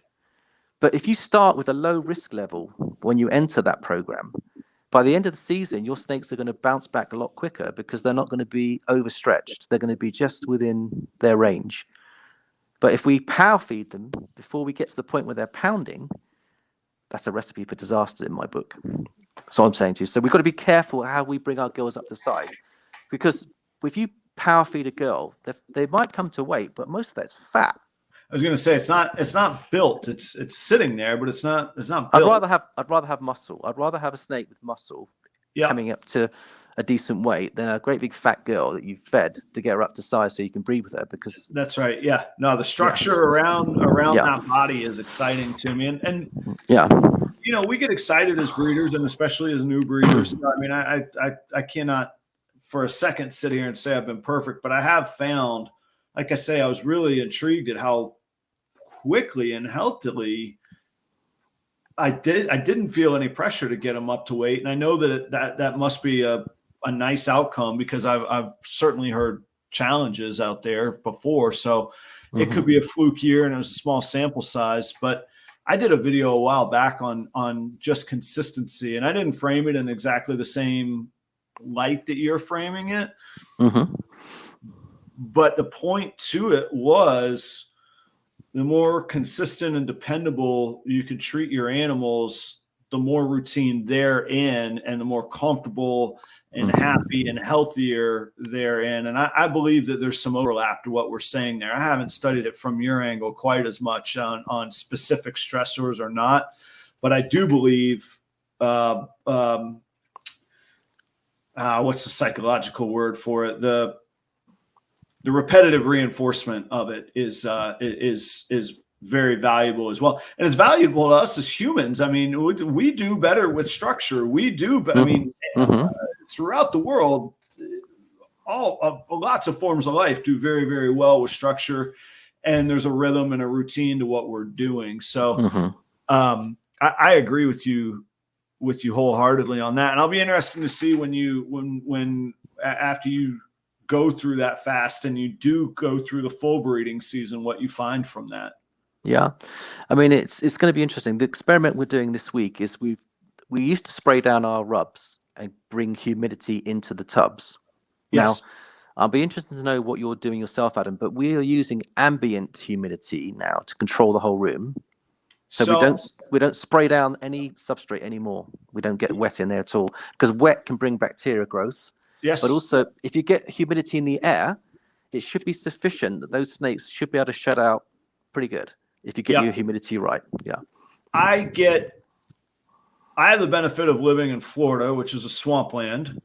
So by and large, I'm pretty easy on that. In the snake room itself, there's not an air conditioner, so I don't have anything drying out the air in there. I do have a oil register for this time of year, because it will get into at some point it gets into the 40s here in the evenings, but rarely. I mean, today it was 82 or 83. So, I mean, I'm far more worried about getting it too hot than too cold in there. But I do have a thermostat controlled oil register. But specific to humidity, I do have, I don't know if you could see them in the videos. I have those humidity sensors. I probably have 5 in a little 70 square foot room.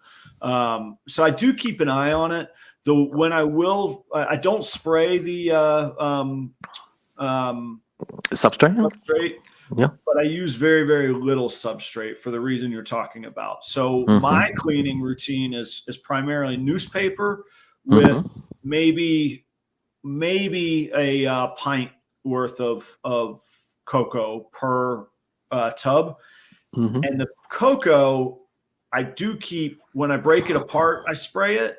But I put that in I sanitize my 5-gallon buckets. So every time that the cocoa is empty, it's a full restaurant clean in that 5-gallon bucket. And then I seal the top. So it's not foolproof from a bacterial standpoint. And I certainly wouldn't call the cocoa sterile. But I do try and limit that. So for me, for humidity, most of it is ambient. My substrate layer is a newspaper. And then, like I say, maybe a pint worth of cocoa per tub to help with humidity. And I have one guy, my one male clown, he has tough sheds, and the rest, that's it. So when I see him start to turn, I'll wet the newspaper and I'll wet the inside of his hide. The others, that's it. I don't mess with it. And what percentage humidity do you aim for in your room? 50 to 55, although when we say aim for, there's nothing I really do to control it. So I have they call it a mini split, but basically an air conditioner just for the garage. I could crank that up. That has a moisture reducing setting on it that doesn't change the temperature, but it'll dry the air. So I could crank that up and crank up the fans, but I don't have to mess with it here. It's really very, very convenient in that way. Yeah. So we have very similar humidity levels. We're trying to get between 55 and 60 ourselves in the ambient. And most of our snakes shed out. We had one big girl today that didn't shed out correctly. So we gave her a bath. I saw a title of some bathing for yours today. Yeah, I had to bathe one today, and they quite liked it. She loved her bath. I mean, I mean, our snakes do like enrichment, and she saw that as enrichment time, even though she was stuck in part of the shed. Yeah. She loved that. I could see her enjoying herself. Yeah. Now mine are primarily, actually, I haven't given a bath. I mean, sort of the bath after I take their eggs, and when I first get them, they get a thorough bath when I first get them. They get a full treatment when I first get them. But otherwise, I haven't bathed the snake in a long, long time. But when I clean them, I put them in a different container while I'm cleaning, or I'll put them with me while I'm cleaning, or Charlie will take them, kind of thing. And that's about I have not focused nearly as much on enrichment on mine, and I go I go completely minimal in the tubs. It's water. I'm playing with an idea of, because I'm getting into behavioral science and behaviors. I'm thinking this is kind of an interesting one, because I don't really want to have lots and lots of vivs everywhere, and it's not practical for breeders. It's not. But what I am thinking about is creating in my facility an area that the snakes can have enrichment, which is safe. So in other words, what if I'm spending an hour and a half? Sorry? Kind of set up a playpen or a playground area for them? Yeah, so what it is, it's an enrichment area that's safe. So you have branches that are laid lateral so they can actually climb if they want to.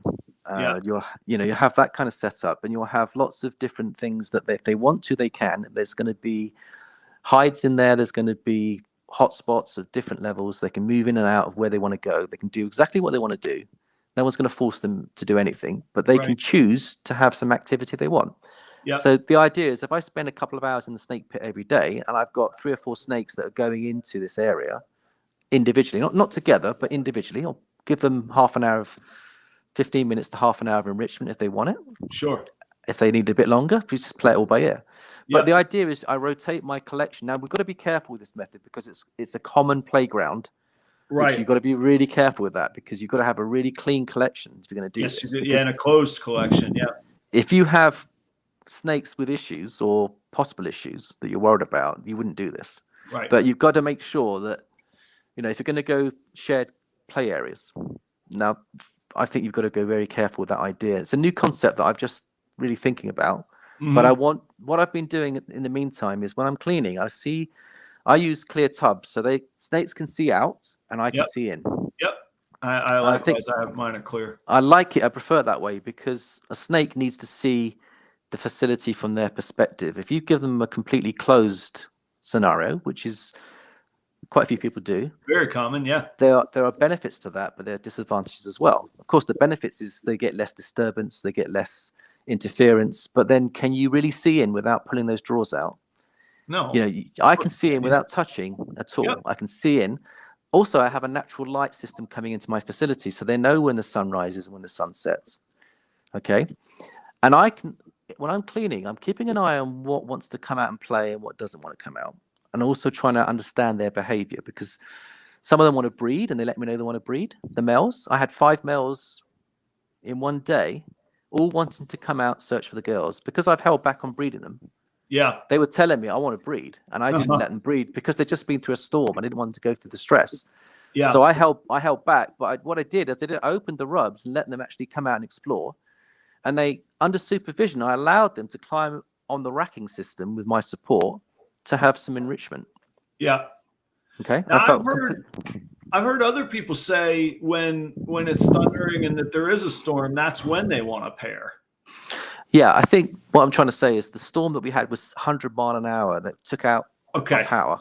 Right, they've just been through a 15% ambient temperature drop.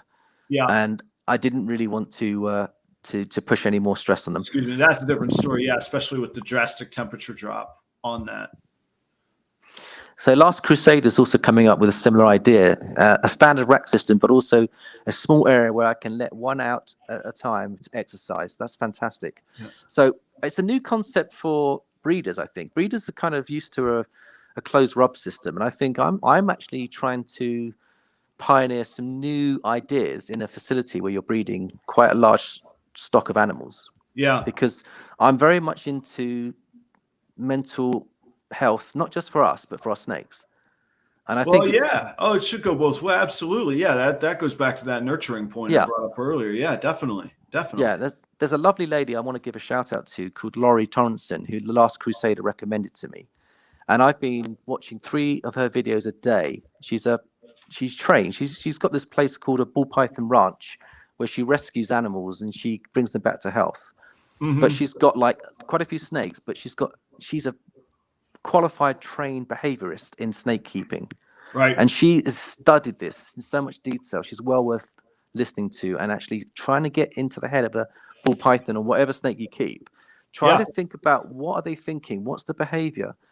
And she's come up with some methodologies and training to socialize those animals to a certain extent so that when we take them to the vets, they're not going to bite us. She's teaching us principles of how to enrich without putting them under too much pressure.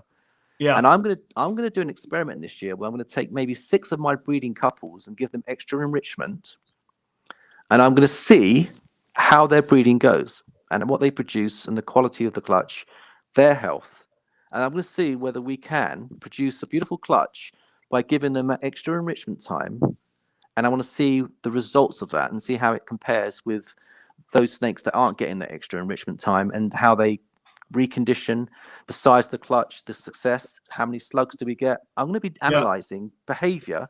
So I'd be interested in seeing it. And I think one of the things that bothers me, not about what you're saying, is this polarizing sort of binary choice that we as humans seem to like. We like to say yes or no, it's this or that.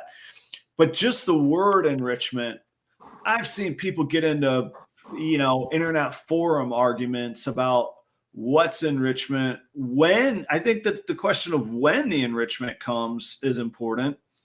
And for me, somebody that thinks enrichment for their snake is taking it to a club around their neck with, pounding music is absolutely asinine. And it's not my place to say that. I'm sorry if I don't mean to.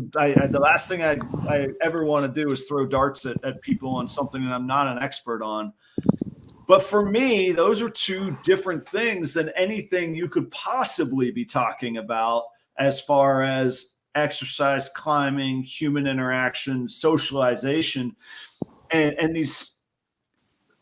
It almost comes back to how we're just scratching the surface when I said we're all just sort of hobbyists bumbling around.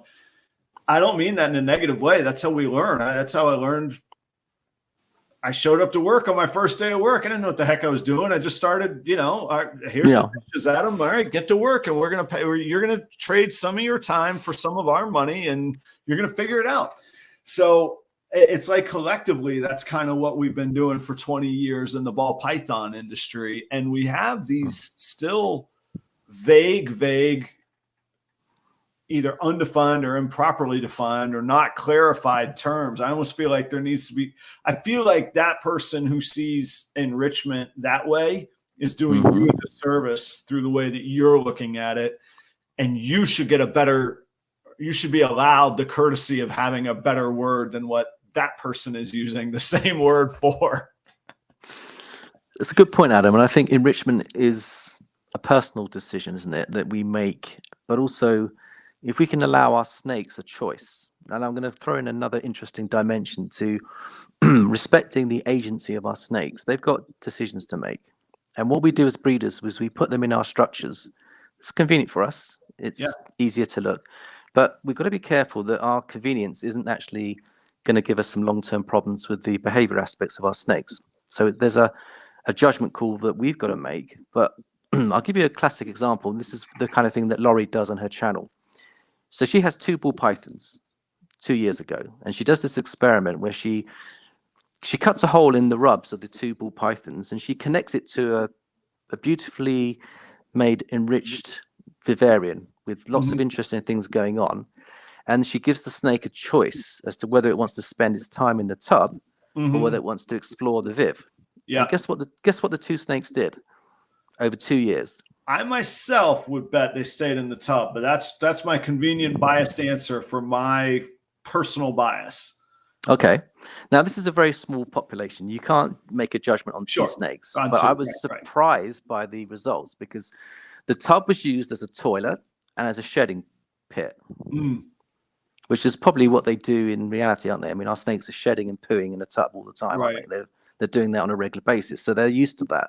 Yeah. But the outward experience of going into the viv, they were enjoying that experience and they weren't stressed by it and they enjoyed it. And she had ultraviolet lighting in there as well, UVB. Yeah. And there's another topic for you because we talk about we don't need UVB, but she says, and other people I've studied are saying that our ball pythons have enough calcium from their diet, but the UVB doesn't just provide calcium, it provides hormones for breeding.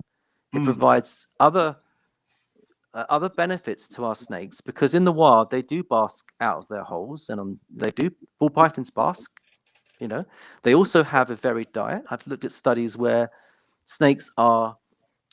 Yeah, this is Laurie. I think it's Laurie. Surname is. I'm trying to remember her surname. Thomason. I can't remember her surname now. She goes Laurie Lori. And Torino, Laurie Torino. She's got this big ranch full of snakes and other animals. She keeps horses a lot. She's a very educated woman. but she's very practical. I'm very impressed. But I was just saying, these studies, you look at these studies, they did a study several years ago where they actually caught 83 ball pythons in Africa. And of the 83 ball pythons, they checked their poos to see what was inside. Yeah. And have a guess what was inside those poos when they studied those 83 snakes. I would suspect rodents. That's the convenient answer, but I don't know. Okay, less than half had rodents. Mm-hmm. Amongst the males, they were climbing trees and taking out birds and squirrels. Yeah.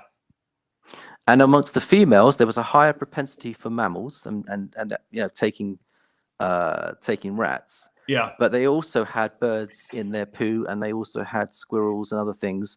Now, obviously, a big female is going to be more likely to stay down in their tunnels and things. But the males would go and explore at night, okay, and they would go and hunt. Now, we give them Norwegian rats, which is completely not the natural food they're used to. They have small African furred rats that are going to be high in protein, low in fat, and you'll have a very strong, muscular, well-exercised ball python. But in the industry, we kind of say, oh, let's just put them in a tub. Let's give them a fatty rat and give them very little opportunity to forage and move. And I think there's an argument that we've got to probably, as an industry, be honest with ourselves and say, maybe we need to look at more studies and maybe do a little bit of experimentation, because the welfare of the snakes is paramount. I know it's going to cost more money for us to provide extra facilities and to do this, but long term, Adam, I believe the ethical side of business. Now, you've seen it in the restaurant business. I see it in my business. The more ethical we are, the higher the standards. Yes.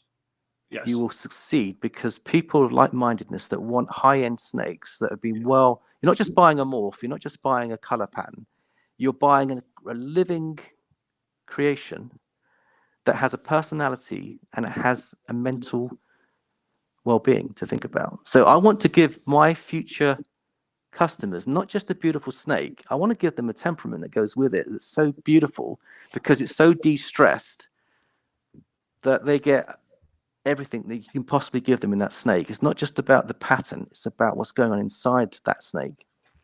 You get my drift. And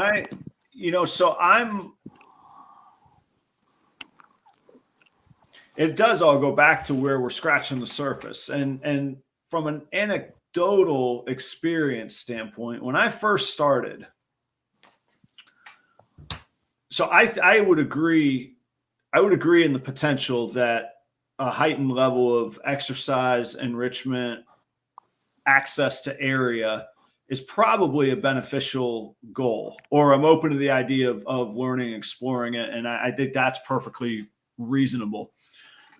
In my own experience, and from what I've seen on a limited, much even more limited basis, in those settings that people try and create, mine included, when I first started, I was the guy going, no, I want these beautiful tanks. I want just a room of like a living wall of things that I can see. And for me, what changed my opinion was first and foremost that I couldn't physically in a day clean and live with myself for the conditions that those animals were living in. Mm-hmm. We all know, anybody that's cleaned a tub or a tank anytime, that poo gets everywhere. That ammonia and urea that they produce seeps, and it's a liquid. Mm-hmm. So a biological cleanliness or a bacterial cleanliness was what changed for me, because I knew that there was no way that I could even maintain what I was doing, much less grow. Now, it does beg the question, should anybody grow to the scope of what we're doing? Okay, I guess we can have, that's a thought for ourselves as well.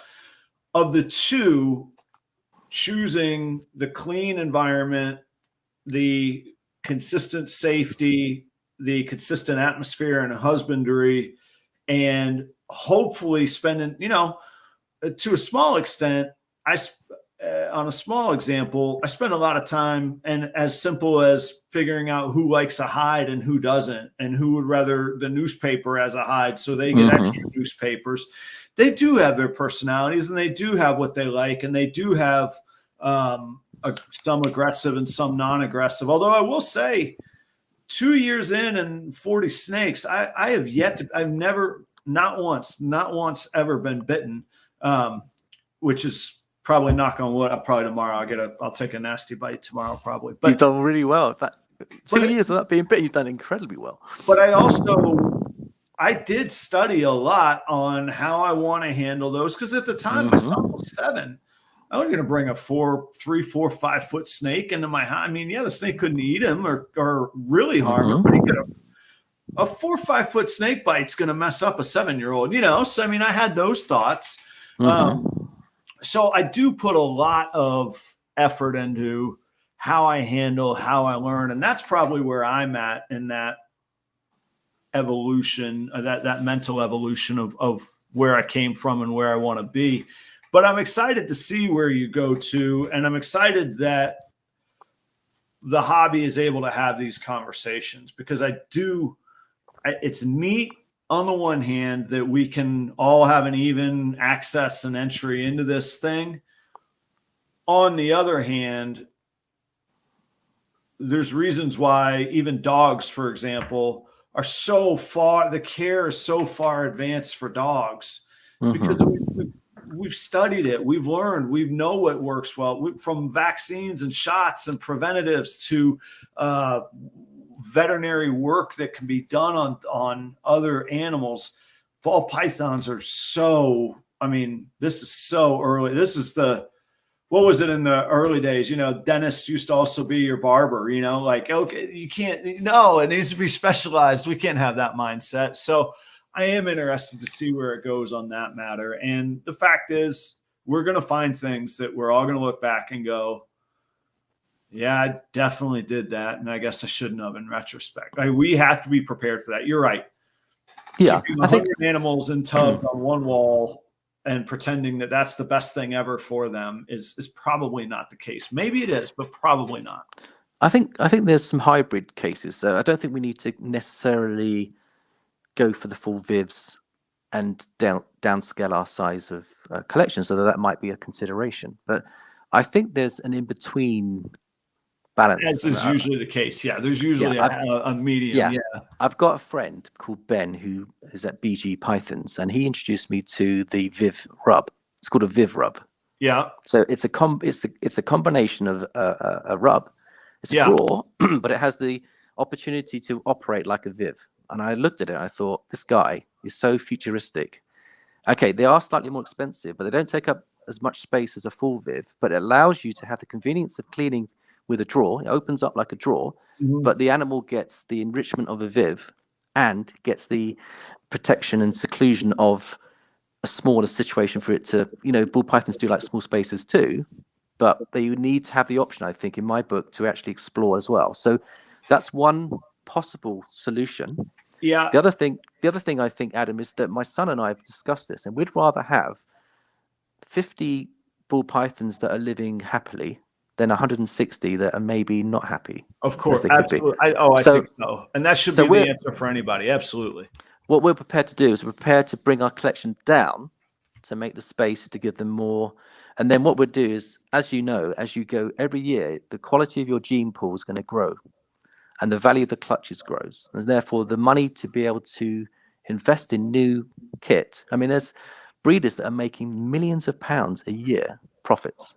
Yeah, in our market. Now, there's a responsibility, I feel, to lift the industry by looking at the latest technology and showing us how we can be ethical breeders, but also we can provide the enrichment that I believe we need to give more to. Personally, I think there's a need for more enrichment in our snakes, and I think there's a clever way of doing this by actually building up and seeing the front runners. I mean, we're talking the Justin Kobelkas, we're talking the Billies, the guys out there. We've got so many top breeders we look up to.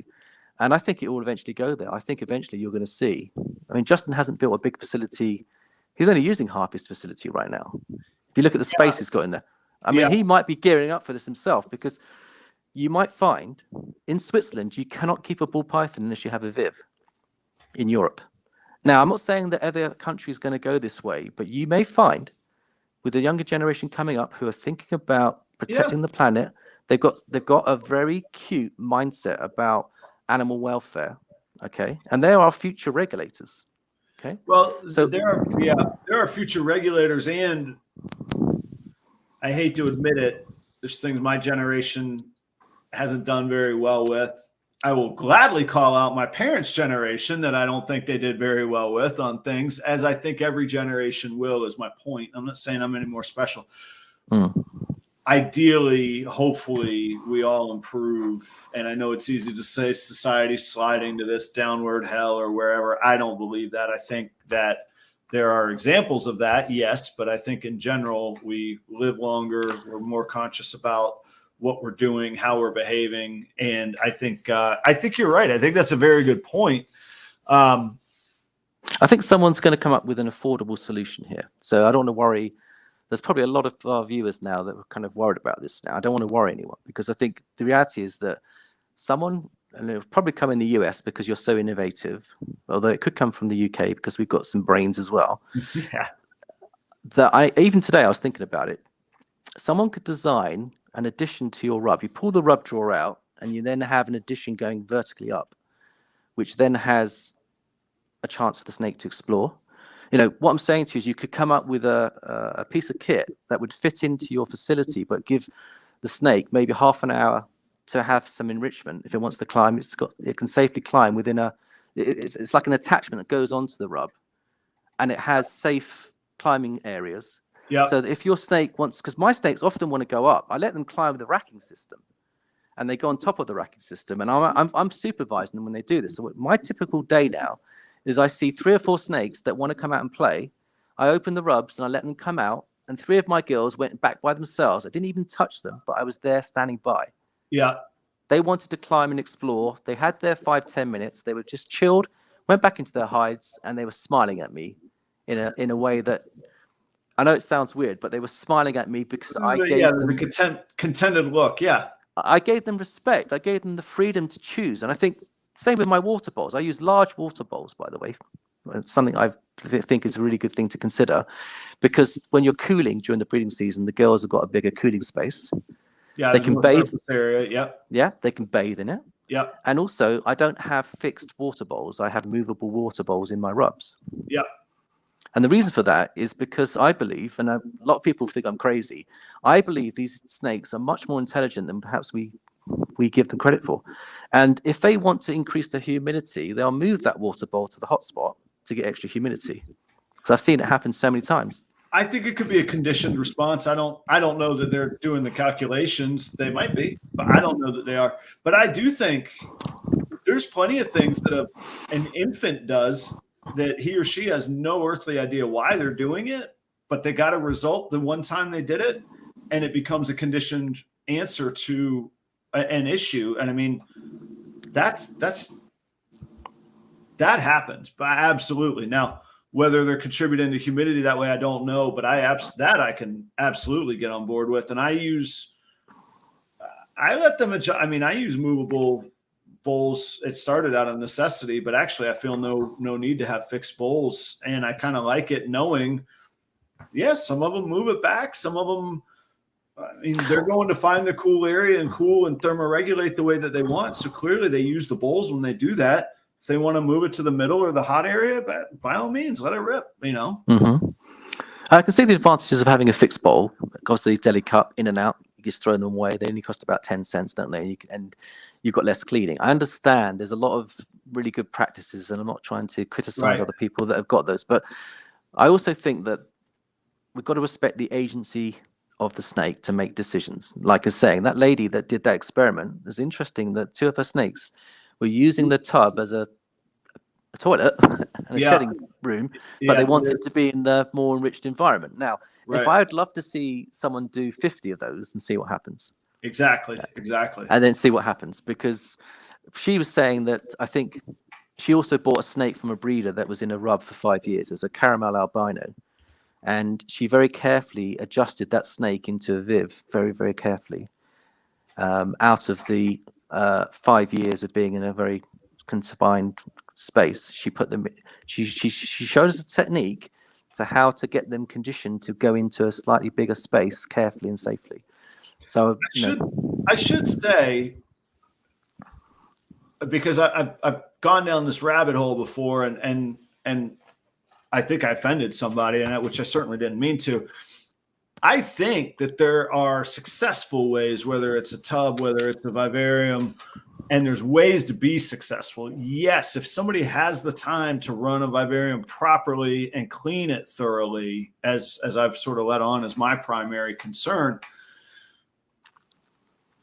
then by all means. So I don't think that there's a binary yes or no. I will say in my tanks, now I did not have a front opening vivarium. I had the metal thing on top clanging about and all that. My snakes did not do well in there. I think there's an easier, which isn't necessarily the margin of what it should be judged on. Easy is not necessarily the standard by which we go, oh, that's why. But I think it's easier for more people to be acceptably successful. And by that, I mean clean, consistent feeding, meeting humidity, temperature in a tub. I guess it's easier to meet a baseline of health, whereas I think a vivarium could potentially take into account the enrichment, exercise, and the space. But I think the majority of people have a tougher time getting to the baseline in a vivarium. I think people have a higher chance of moderate success. So maybe you could be a solid B player in tubs for a long, long time, but maybe the A+ will require what you're talking about. And to your point, we should dream big and we should aim to be that A+ player. No, so I got a little bit wordy. I had to come around to where I was getting. I'll go along with that, because I think you've got to think about the cost, the practicalities. It's all well and good having an ideal scenario, but you've got to think about the practicalities. Because if I had a Viv in every single snake, I'd need a massive, massive facility that it's just unrealistic. Well, one neat topic, which actually we got to give ourselves I got to kiss my wife goodnight for sleep. And my goodness, was it 3 a.m. there? Holy cow. You're going to, we give ourselves a little 5-minute time thing here. And you're an accountant, you could probably run the numbers on this much quicker than me. I want to get to a point where I think my number for females would be 24. And then 6 to 8 males as my stock. Now, of course, that would be many hatchlings coming and going. So the average number of animals would still be quite high. But putting boundaries on myself to say, all right, if you want to keep some as pets, fine. Don't include those in the equation. You're always going to fall in love along the way with some. But for me, from an efficiency standpoint, where I don't have to hire other people, I can fit it within the facility and the resources I have, and I don't have to make the investment in renting a facility. Or I live in suburban Florida. There's not land to buy. I can't build a place in my backyard. So from a business standpoint, if I'm maximizing the genes that I do have in those 24 slots, and I'm keeping myself focused, and I'm studying my, the restaurant blood runs deep. I study my cost of goods on my inventory. If I can get cost of goods down to next to zero, with the exception being any investment snakes that I buy to replace an existing one, and get my average price per snake higher, eliminate possible heads versus guaranteed, etc. Those sorts of models, I think I can get to where I need to be. And the other thing is, I don't want it to take over. I want to be able to go and play rock and roll. I want to be able to put on a suit and be a consultant. I want to do snakes and rock and roll more, but I need that other stuff too, I think your model, Adam, is perfect. In fact, the fact that you're thinking that way is really good, because I'll tell you why. We bought a pair of dreamsicles about 2 years ago from a top breeder in the UK. And if you did? No, we bought a pair of dreamsicles. Okay. Yeah. Okay. And he wouldn't allow us into his facility. When we visited his home, for a health standpoint or a safety standpoint. Or I actually think that he's a very experienced breeder, and he perhaps in the past had an experience where somebody walked in and gave him a problem, because we can carry problems. Yeah. So he was just and he had a very valuable small collection that was very valuable, which leads me on to your point here. And I think this is what Jared and I are going to go for, because the reality is keeping 160 animals is a lot of work. It is. Yeah. Yep. Now, our long-term model would be to produce higher genes and scale back. Produce higher genes, scale back. Produce higher genes. So on 24 snakes, if you're producing 5,000 a clutch on 24 snakes, let's say of those 24 females, as we get better and better at this, the rate of the girls going would lift as we get better. Right. But let's say, be prudent. Let's say you get say they're on a 3-year rotation, so 30% of them a year don't go. Yeah. So let's say you'll do well. If you hit 70%, you've done very well. Okay. So let's make the maths easy. Let's say you do 50%. Let's be prudent, being an accountant. So let's say you have 12 and you get 5,000 a clutch. That's $60,000. Okay. Yeah. Now think about that. Now the cost of you achieving $60,000 is the same for 24 females that might only produce a 2,000 clutch. The costs are identical, because the effort, idea, the cost, the overhead. Yeah. Yep. So the key is, and I think the key, the model I'm going to be running is I'm going to reduce my workload. Yes. And Jared's workload. I'm going to expand the quality of the vivs and the setup more. So plow that money back into the animals. I'm going to be investing in hygienes, and I'm going to be we've got to learn the craft. And the biggest mistake we make is throwing a lot of money too early at this hobby.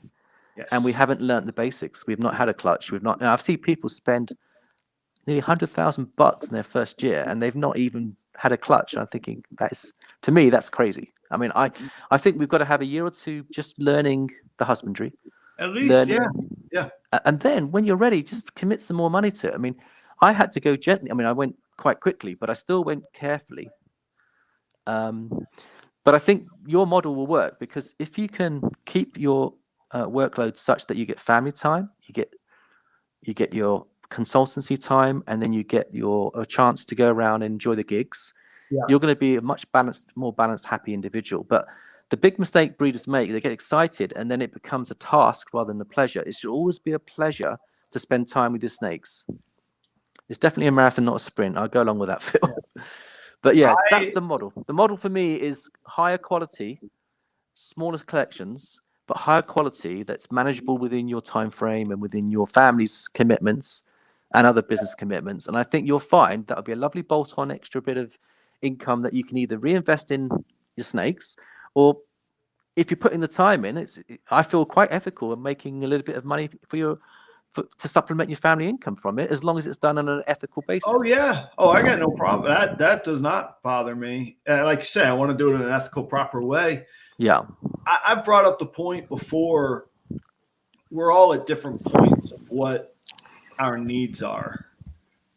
I could tell you 60,000 revenue is different than 60,000 profit. But let's say it's 45 that I can care for. Oh, we lost him. Oh, let's see if Paul comes back. Well, look, guys, hey, we're going to wrap up shortly. Let me see if Paul comes back. Let's do a proper wrap up. I want to thank you all for being here. We've gone almost 2 hours. This is the longest stream that we've done before. We do have Paul back here. This is the longest stream we've done before. We've had a very high retention rate, and I want to thank you all for that. There's a lot of things in this world that are valuable, but I think time is the most valuable, and that you're willing to contribute that to this and be a part of this. I really appreciate it. And then you say stuff like best show ever, which is cool. And I thank you. and you say things like, no, we're not going to wrap up. I told Paul earlier, there's always next week, maybe not this next week, but there's always a next week. So I'll tell you what, I'll take you up on that, Adam. I really have enjoyed tonight, and I think we should do this again. I would love to have you do it again. Yeah, I've really enjoyed it, and I wanted to just say something because we talk about mental health issues. I would like to give the next time we get together, I want to talk about how snakes can actually help heal people. I'm not talking just about my family. I'm talking about some serious mental health issues. We're talking about schizophrenia. Yeah. We're talking about Alzheimer's. We're talking about so many mental health issues that snakes are actually being in the UK. The NHS are using snakes to help people with their mental health therapy. And we're not talking about people that are just depressed. We're talking about some really, really extreme anxieties that people are suffering with and how it actually helps them. And I think it'd be interesting to have a conversation about that and how to do it safely, because it's not going to be a remedy for every mental health issue, and it won't be a remedy for every person suffering with those conditions. But it's interesting that for some patients, it is helping. And there's another blessing of having these snakes is actually to be they heal us, they heal our families, they can heal us in so many different ways. They're just amazing. I would love to have that conversation. One of the things that we didn't get to, which the force people might not believe, but I do write out each show, and I write where it doesn't necessarily go where I write it. It's like a set list at a gig, man. Depending on what the audience does, we're going to have to abandon the set list sometimes. But we really didn't get into it too much, but it's not completely coincidental that as I was winding down my career is when I was winding down my career, a pandemic was going on, a shift in how I think society is treating people was going on, and ball pythons were a refuge. And so I think that would go hand in hand in what you're talking about. We made a promise at the beginning of this show that maybe some people missed out on. And we have 17 people here. How will we need to pick one random person. How are we going to go about this, Paul? So Jad and I do competitions on our channel, and he's got a random. So if everyone who's here could make a comment on this video, what you can do is you can use a random access. It's a freebie. You put in the link of the YouTube into a random access zone. It just selects at random one out of the 17 comments. If I can make a suggestion, a quicker one, maybe. If I were to write down a number between 1 and 17, and the first person to comment that number would that work? Yeah. Well, or does that mess? I know that's not a. I think scientific. Let's do that for tonight, because I think it'd be lovely to be able to. We both pledged $100 each. That's $200 going to someone's charity, and I think we should do it because we promised it, and I think we did promise it. And let's recap, because we might have some new viewers. You take it away. Hang on, Inquiline. I haven't written a number down. Don't comment yet, guys. Let's recap what this is. This was Paul's plan. Hit it, Paul. What was the where's starting from here? Just being in the spirit of charity this time of year, particularly, I think there's a lot of charities that come to mind in our hearts that we want to help, and I wanted to just make an offer and say, look, I want to pledge $100 for tonight's show to our subscribers. One of our subscribers is going to get quite lucky tonight, and I want them to, and you might even want to have two. If we do 100 each, you could have two subscribers, or you could have one taking the whole 200, but it's going to go to charity. So whatever you want to do, you can either run two. I think personally, we maybe do two winners and maybe do $100 each, unless you feel otherwise, Adam. I don't feel otherwise. We'll do that. So my idea is that, to just reward and say thank you to the subscribers and the people that come on this show, because they're giving up time too to support us, is I would like to be able to say to them, look, let's give you something back. You've got a charity that you really care about. Let's add to that, because I'm sure that a lot of these people are going to be giving to charity this Christmas. So let's lift that a little bit and say, look, we're going to help with your charity, and we'd like to make that pledge. So yeah, let's hit it. I have two numbers. Hang on, don't write your numbers yet. Hang on. I didn't look at what the comments were. I actually we'll tell you the specific inspiration of those numbers. I want to echo what Paul said, and this is what we'll do to wrap up. Paul, it's been a pleasure tonight. I've loved that this is a good way for us to wrap up because it kind of shows the mindset that you have. And I don't think care begins and ends in one area of one person's life. I happen to think that probably goes throughout their life. Thanks for pulling this tonight. All right, folks, starting now, we got 2 numbers. They are written down. I'll keep my hands up or whatever we want. I promise they are written. The first 2 people to get them, me and or Paul, or you can let us know what you'd like your charity donation to go to. $100 each. Paul and I will handle it ourselves. Let it rip. It's the Wild West right now. I guess you can put as many numbers as you want, but have at it. I'll let you know when one hits. In the meantime, I'm into while you're putting up numbers, guys. Well, you said a minute ago that we don't take enough time to practice the craft. And there's a pretty famous, reasonably famous quote. Keep the numbers coming. We haven't hit it yet. Inquiline, you got the first one, number 9. Number 9 is well done. John at Inquiline. Nice job. The guitarist for Bruce Springsteen's band, his name is Steven Van Zandt, and he has a radio station I listen to called Little Steven's Underground Garage, and I pay close attention to him. He's an encyclopedia of rock and roll, but he ends most of his broadcasts with take care of the craft and everything else will take care of itself. And I thought you nailed it. I thought it was fantastic. So that's what I'll share tonight and close up with tonight. Still looking for the second charity winner, John at Inquiline out in Colorado. I want you to be thinking of what charity you would like our donation to go to. You got it with number 9. Come on, guys. You can do the deductive reasoning here and narrow it down to what else could be left. 9 is one of the winners.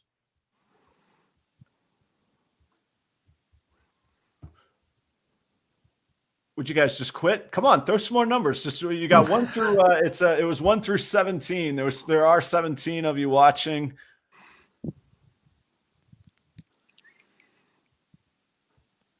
I'm just making sure I haven't missed it, but no, it has not been played yet.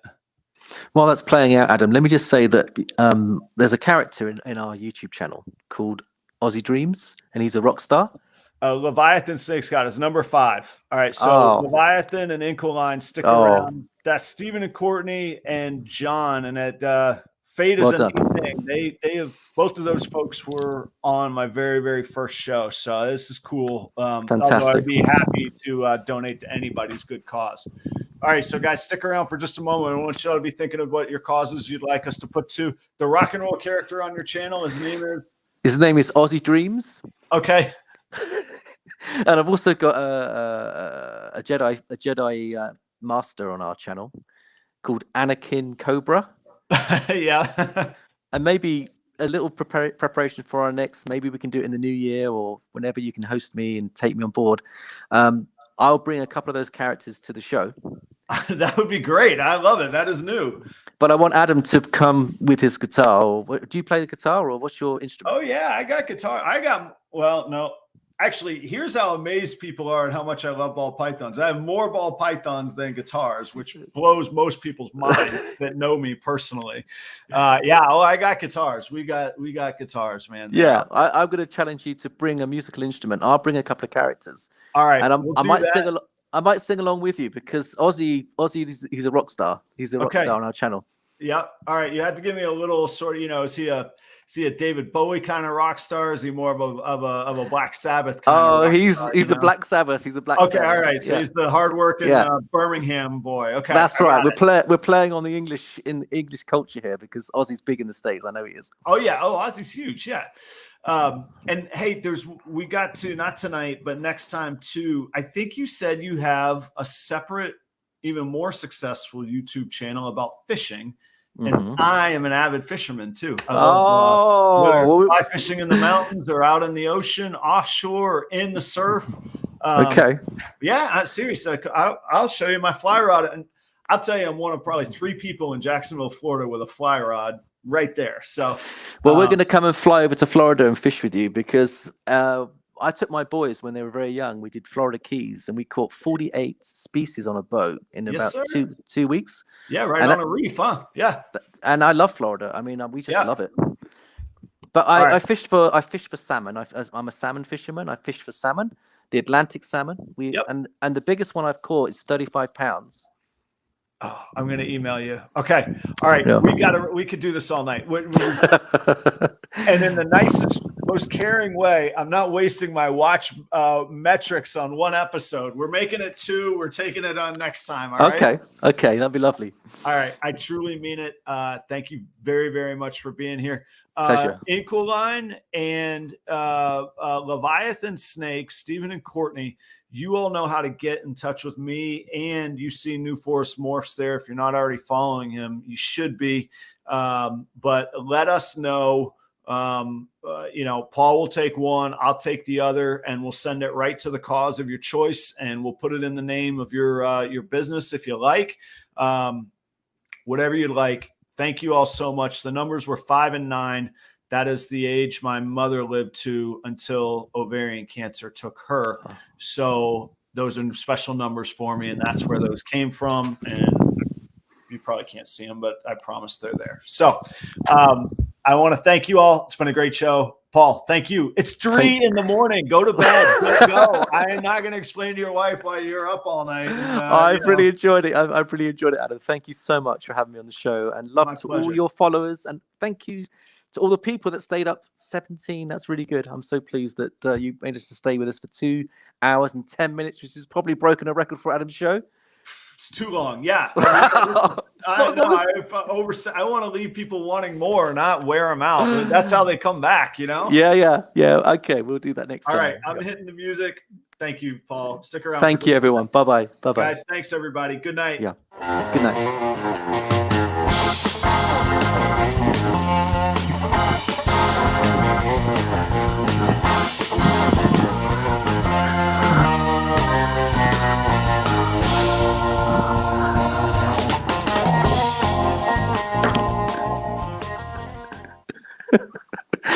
Oh, that was so cool, Adam. I really enjoyed that. Oh, we're still on. So everybody gets to hear. Oh yeah, here we go. We're wrapping up now.